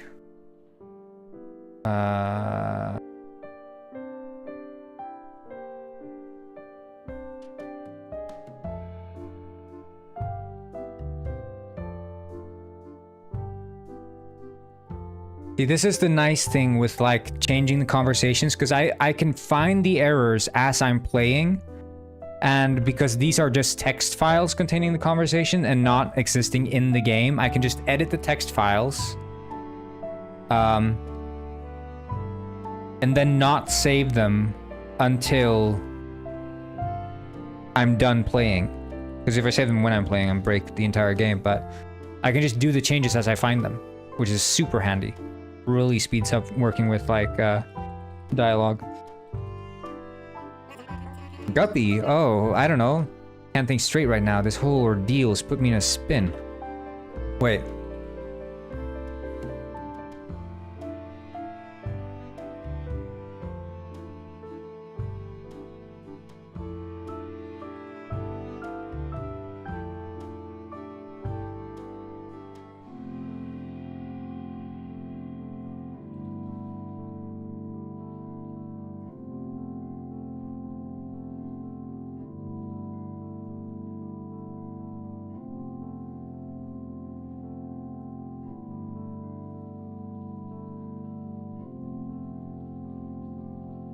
Hey, thanks. I appreciate it. So Hale, yeah, appreciate it. It's all right, McFish. My only job is to help you out. You know what? Maybe we should just go and have some pizza, you and I. I don't think it's good for me to be home right now. Sure, McFish. Whatever helps you get in the right mindset so we can track down that mackerel.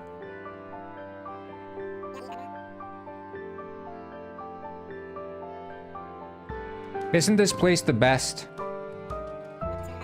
Well, it sure looks great. Like the art on the wall. There we can also...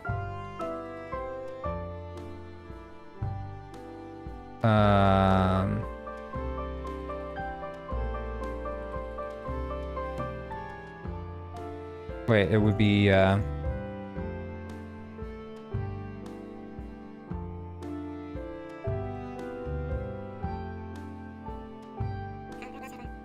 Same. It's very avant-garde. But hey, this pizza sure is fantastic, right? I've never had pizza before, actually. What? Oh yeah, I need to, bob head.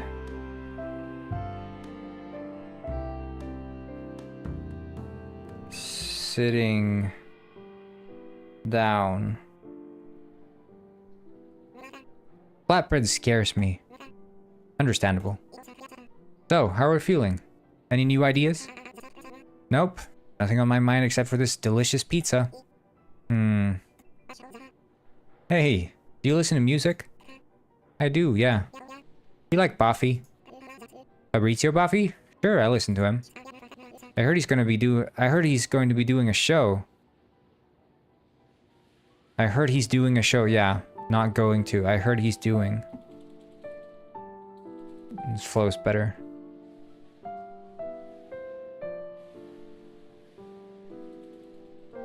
Yeah, it's sort of Animal Crossing inspired the way they speak. I heard he's doing a show with Vander at the Seal Club. I see, but how is that related to the case? I just thought you might want to go with me? I mean, I don't know, I probably shouldn't. Please? Ah, sure, what the heck.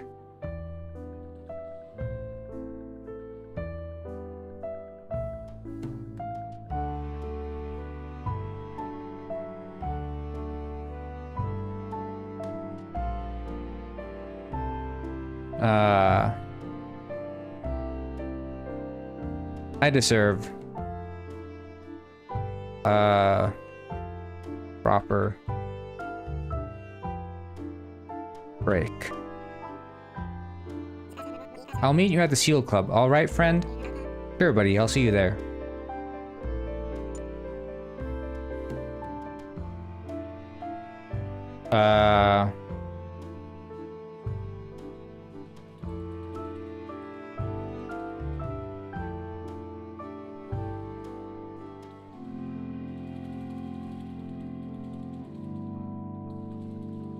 You can say, it's alright, I call you friend, right?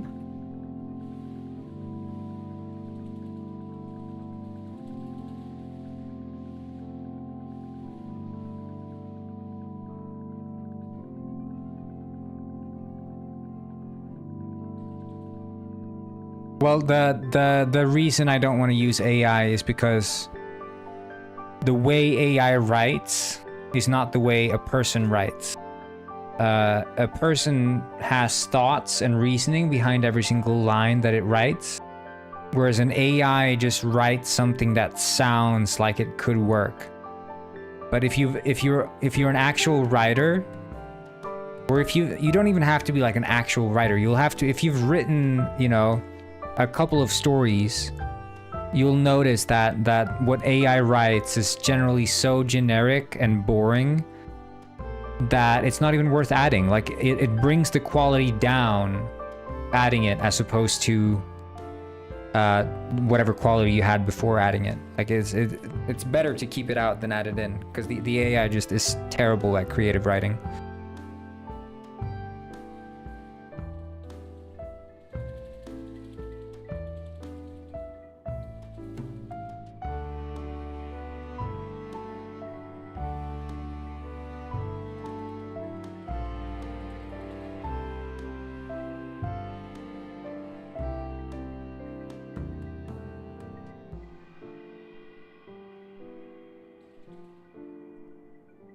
And welcome back, Alice.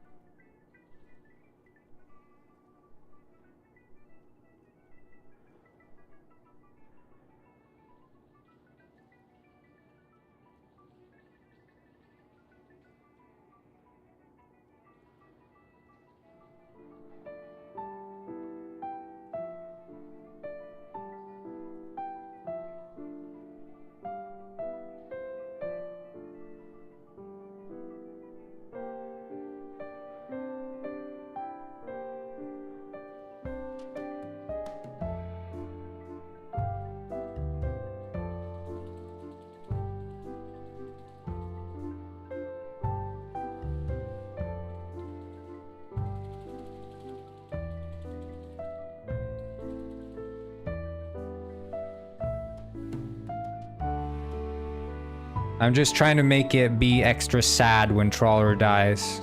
So I'm just properly establishing that he sees you as a friend now.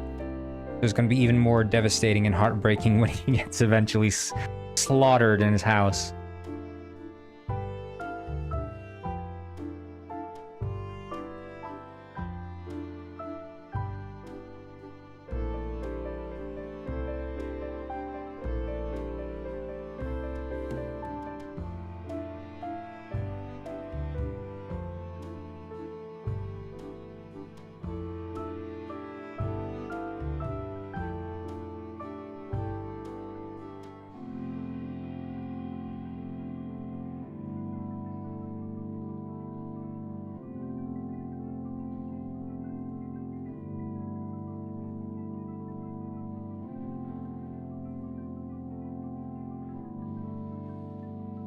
Well, I like killing penguins that people are emotionally attached to.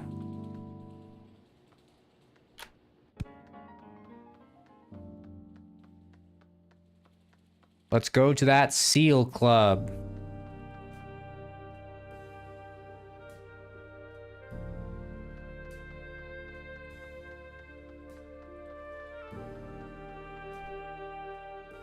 Ah!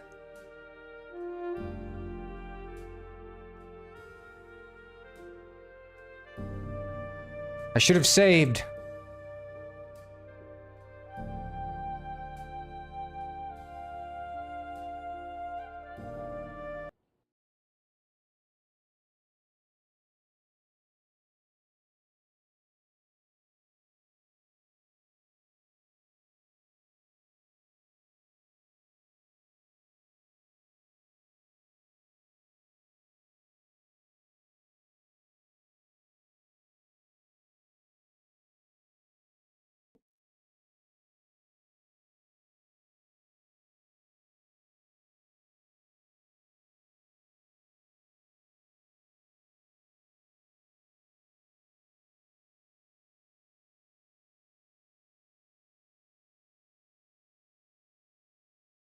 Appreciate it, Sohail.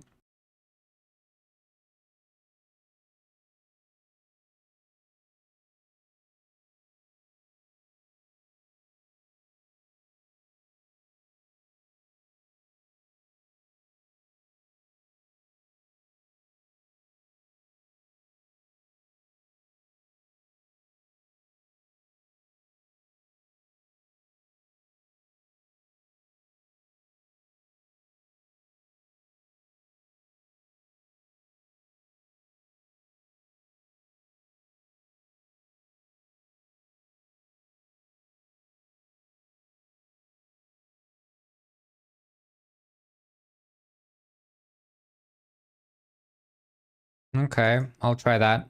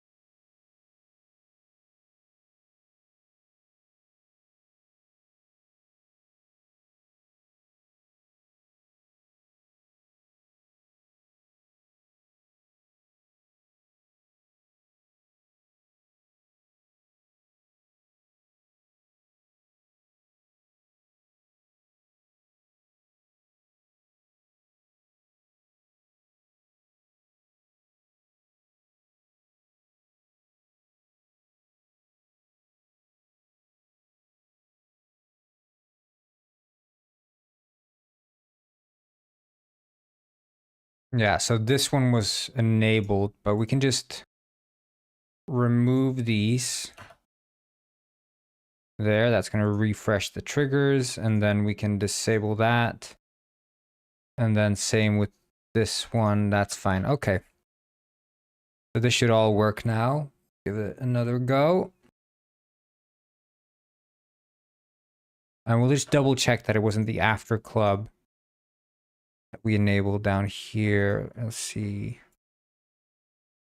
That's at the Vander Dallow True. Okay, yeah. Good. Give this another go. And then we also need to add Fabrizio Baffi to the stage. The only thing we need to add, and then that entire sequence is done basically. It's very nice. So we're on good time. We're on good time. That we are. It's gonna be a rush. It's gonna be a rush into the end. We're, you know, road to release. You know, this is road to release. And of course, there's gonna be testing, lots of play testing. But this is all happening. So.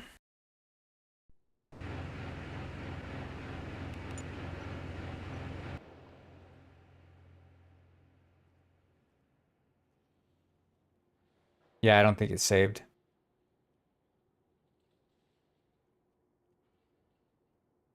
Shit. Donkey. Okay, well we can fix that. We can fix that. We can just we can set it to we can just save this and first trawler. Security room there. Okay. Set it to true.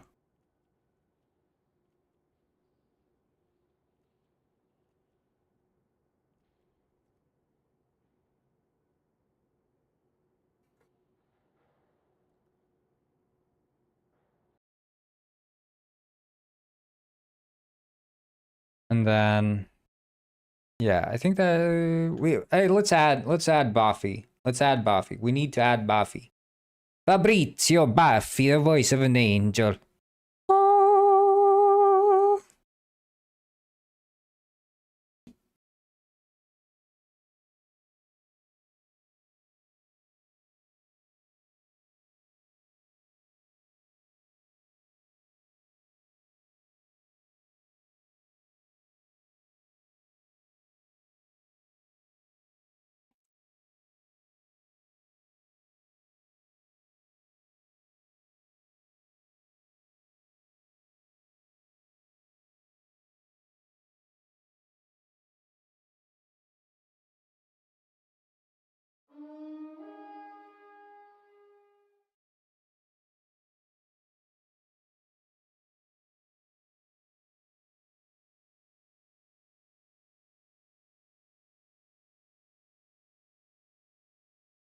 He's gonna be a bit big, I think. Yeah.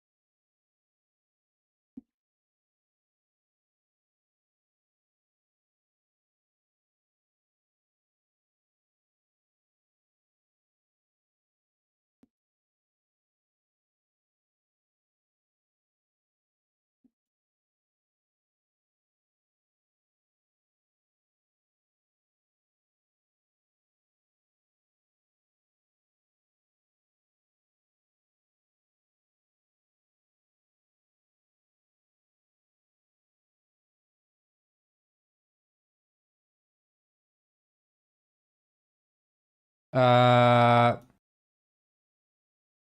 George. Yeah, my name is George. I can I can speak Swedish and Icelandic fluently, but I can speak a bit of German, and I've gotten quite confident in my German recently, I feel. I've been practicing daily in Duolingo, but I do a lot of practice outside of Duolingo as well.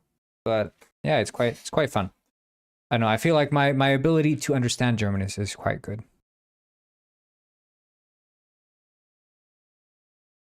But I'm getting a firmer grasp on German as the days go by. But I cannot express myself eloquently in it for sure. There's no fluency in my German, but there is a level of competency.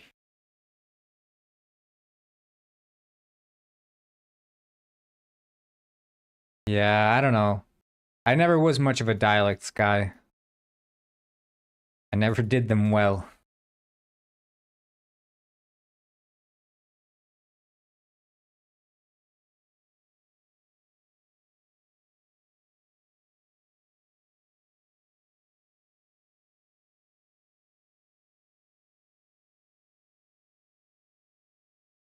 There, okay.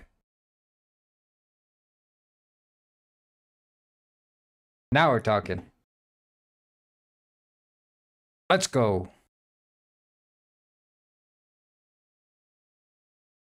Vandor featuring Fabrizio Buffy.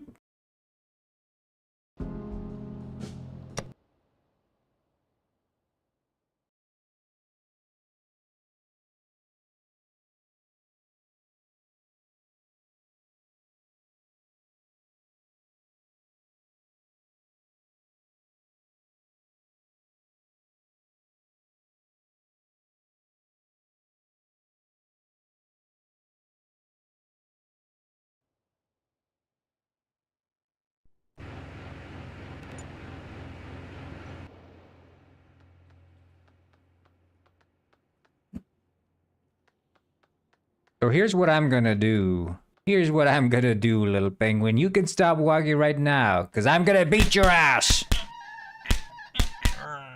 And not only that, I'm gonna make you bounce on this trampoline. Oh, I guess you're not bouncy like me. Wow! Ga! Ga! Ga! Ga! Ga!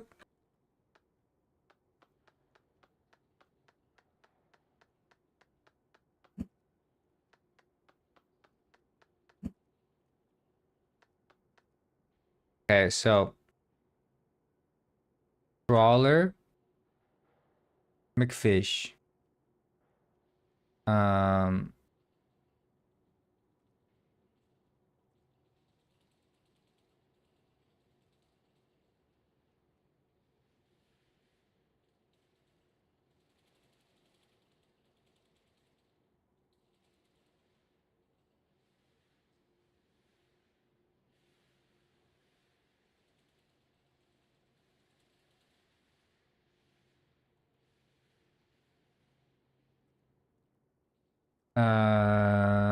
McFish travel point. That's what it is. Inside.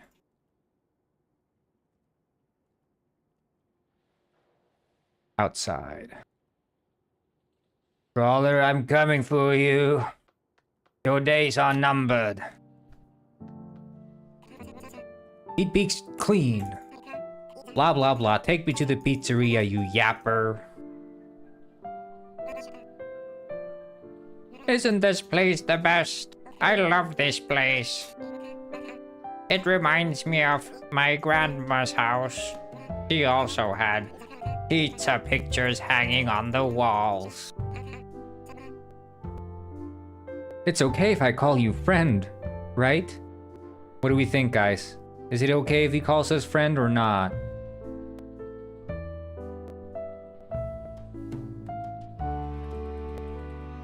Yes or no?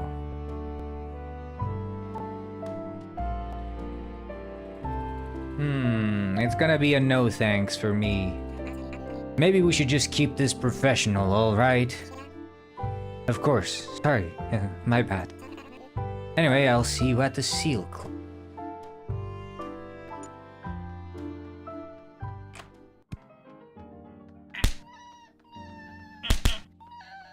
Coming through, detective on the way. I'm about to solve some crimes. Vandal featuring mystery performer. Who could that be? I wonder. You came! They just got on stage. Are you hyped or what? Let's rock out. Literally no one else showing up to the Vandal concert. Now that's what I'm talking about. A bit quiet. Come on, dance with me, Trawler. Dance! This is the show of the century. Come on, Trawler, dance with me. That's what I'm talking about. Come on, boy, come on, dancing. Dance with me, Trawler, dance. Good, jolly good. Jolly good dancing there, Trawler. What are you looking at? Ah! Get away. Ah, I'm stuck.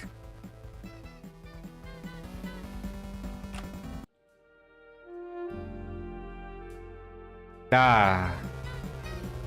He didn't teleport because he's knocked out. Alice Sverig said, I think all this developing is getting to him.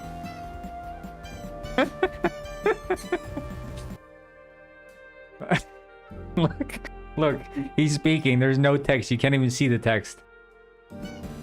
Thanks for inviting me. You're a good wind trawler.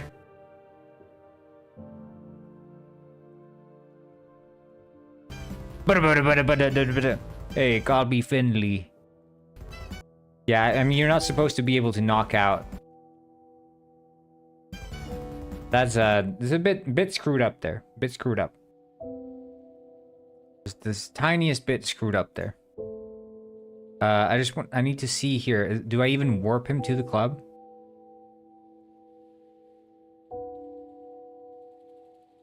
He doesn't even warp. Then it makes sense. Then it makes sense.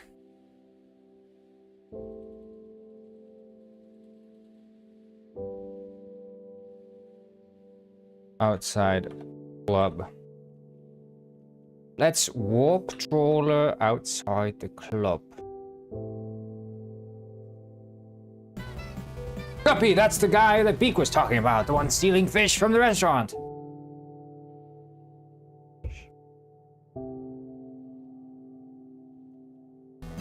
What do you mean? Don't worry, Mr. McFish. I maintain strict confidentiality. The fish addict.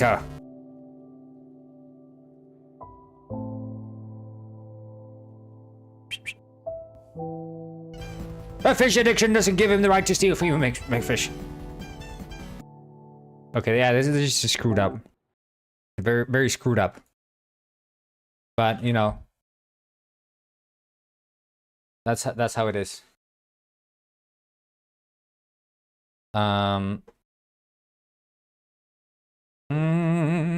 Hello, Gladys Percent.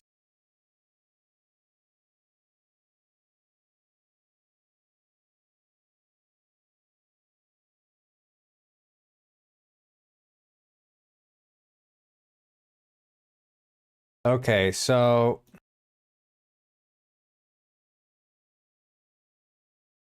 there's the club, but then we want to not just be at the club. We also want to be outside the club. Ah.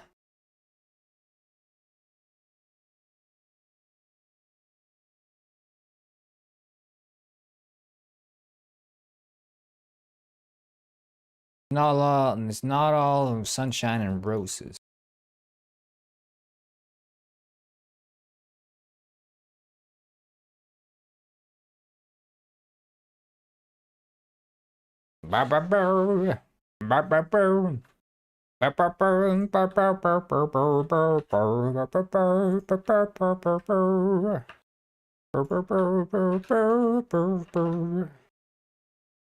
Okay,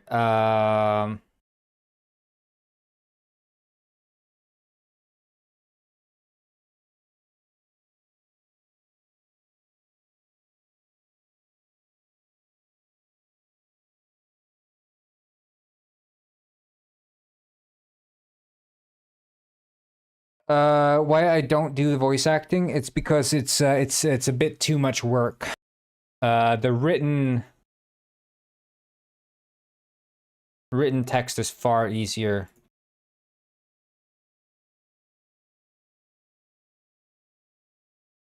Deal with.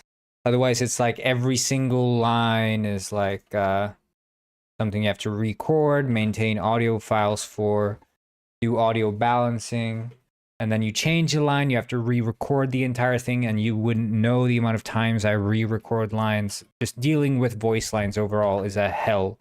You'd need to have some other guy on the team who's doing the audio recording and managing that, but I prefer just being able to just do shit on the fly.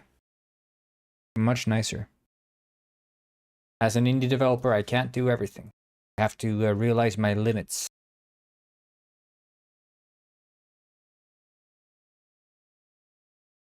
Oop. Oop. Mm.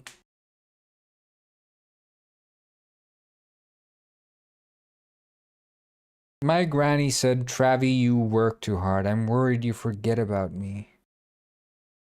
Damn, that's so sad. That's depressing. That's making me cry. Damn. Why you treat your grandma that way? You gotta treat your grandma right. Why? You gotta stop working so hard.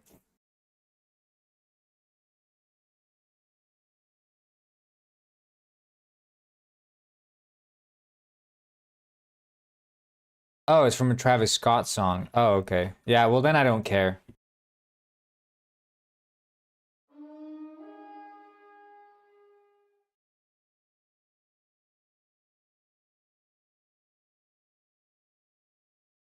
Screw Travis Scott. Screw him. And screw his grandma too.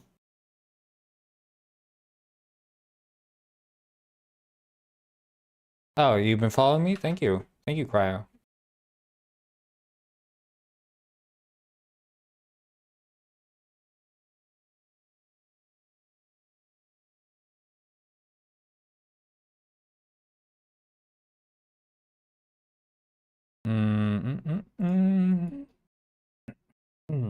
So, let's see.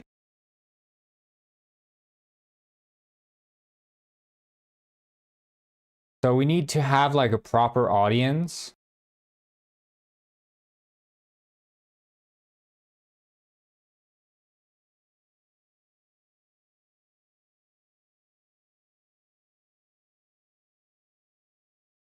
We could have the audience be part of the Vandor band. They could be like, yay, doing an animation. So maybe I should add that. I'll tick this off as complete. I'll do write down audience Vandor show. I'm working on my game Detective Penguin, which is going to be releasing in 1 week exactly, guys. 1 week to release. Road to release. In 1 week, Detective Penguin is releasing on Steam for $7. And we're just finishing up the game. We're just doing the final touches here.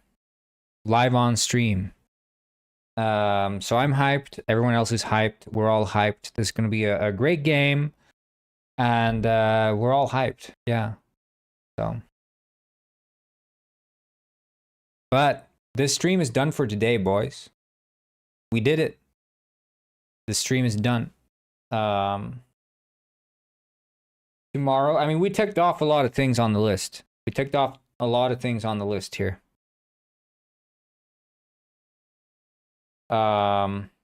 Oh, you made sure to get Holiday so you could play Detective Penguin? That's nice. That's nice of you.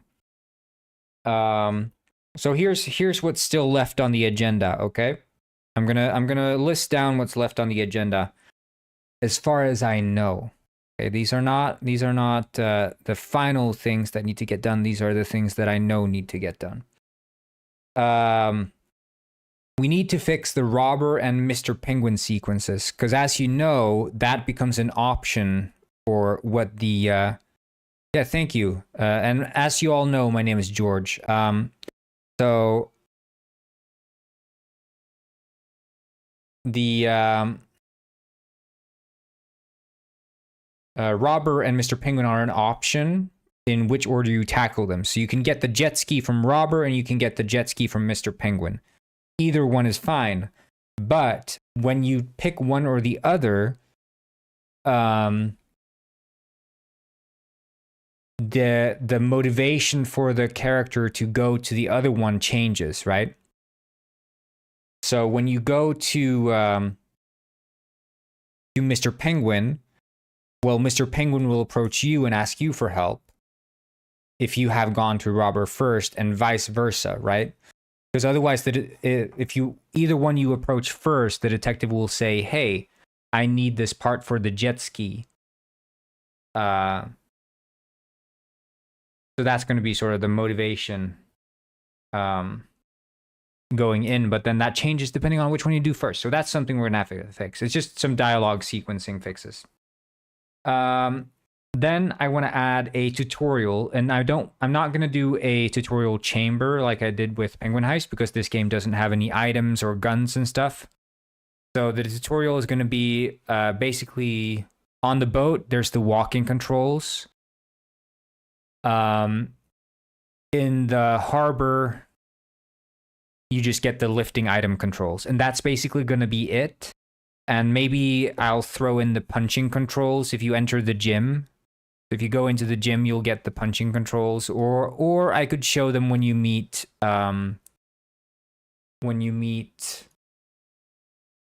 Guppy, because Guppy's going to be the first penguin that you really get a chance to beat up. So there's going to be like a pop-up there to like beat him up. So tutorial. Saving of variables. So in the dialogue system I'm using, there's also the option to save variables, which I currently do not do. So I need to write that into the save system. That should be easy to do. I need to make sure that the music in all the conversations is correctly set up. So that's going to be a bit of work. And that's going to require some playthroughs. And that's going to be part of this major playthrough that I'm going to do, where I'm going to play through all the side quests and the main story. And I'm going to check the different dialogues and make sure that the right music is being played at the right cue. Because right now I've sort of been ignoring that. I did it as a proof of concept when I was working at the start of the game. So that's why you'll notice, like, when you're speaking to Trawler, there's happy music. You're speaking to Rex, there's happy music. Sometimes there's sad music. I don't do that as much in the game up until the ending. I start doing it again. Then it's all the music triggers. So all around the world, when you're going like inside buildings, then the ambient music fades out, and instead it starts playing like whatever music or sound effects are inside the area. So like in the sewers, there's no ambient music. It's just the ambient sewer sounds. Which also, speaking of which, I'm going to add to the list is ambience. Sounds, because we're going to fix the ambience and use that new ambient sound package that I downloaded. That's going to allow me to define the ambient sound areas. Then we have the mini games, which have been broken for the longest time, as you all know. They've been broken on account of this game using Cinemachine to control the cameras and not the default Unity camera. So I have to remake all the way that the minigames use the cameras. I did that for the lifting game, and it should be equally easy to do it for the rest of them. I just haven't gotten around to it because they haven't been necessary for the story. Cutscene skipping needs to be added. The bobbing of heads when you're sitting down, so you'll notice when you're speaking to Trawler or Rex at the pizzeria, their bodies are still. We should also fix the T-posing on sit start. So when you start sitting down, they initialize their post with a T-post. That looks bad. We're going to fix that. We're going to add an audience to the Vander show. And we're going to add the ambience, and we're going to fix the T-posting. And that's going to be it. Those are all the fixes we have left. 1 week to do those, and then whatever other eventual bugs pop up. But again, keep in mind, April 15th is the hopeful and planned release date. It's not the guaranteed release date, because we're not going to do... This is going to be sort of a ghost... not a ghost drop, but what do you call it? Like a surprise drop release. Because at the end of the day, this is like a side project. This is not, I'm not looking at this as some big commercial project that's going to carry me to success. That's not what I'm looking at. This is like a passion project that we've been doing now. A side project, a spin-off.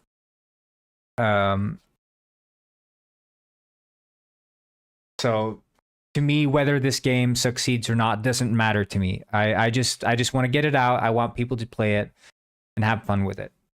There's no big commercial reason for releasing this game. You don't release a story-based game as an indie dev and expect success. Shortly put, that you don't do that. So let's not kid ourselves. But anyway, stealth release, that would be the word for it.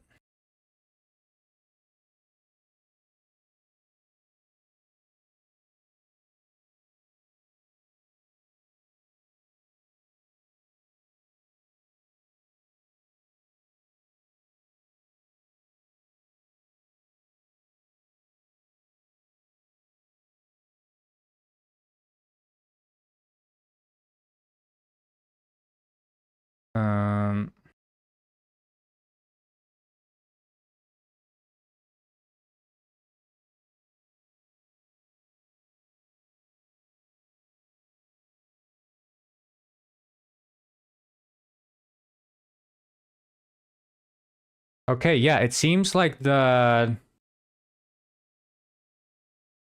build basically got accepted. I just need to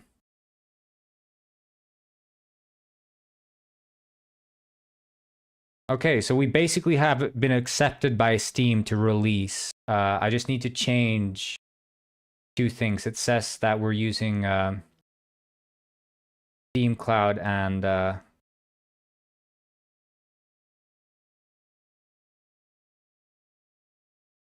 what is... Okay, well, anyway, guys, I'll see you tomorrow. You all have a good one.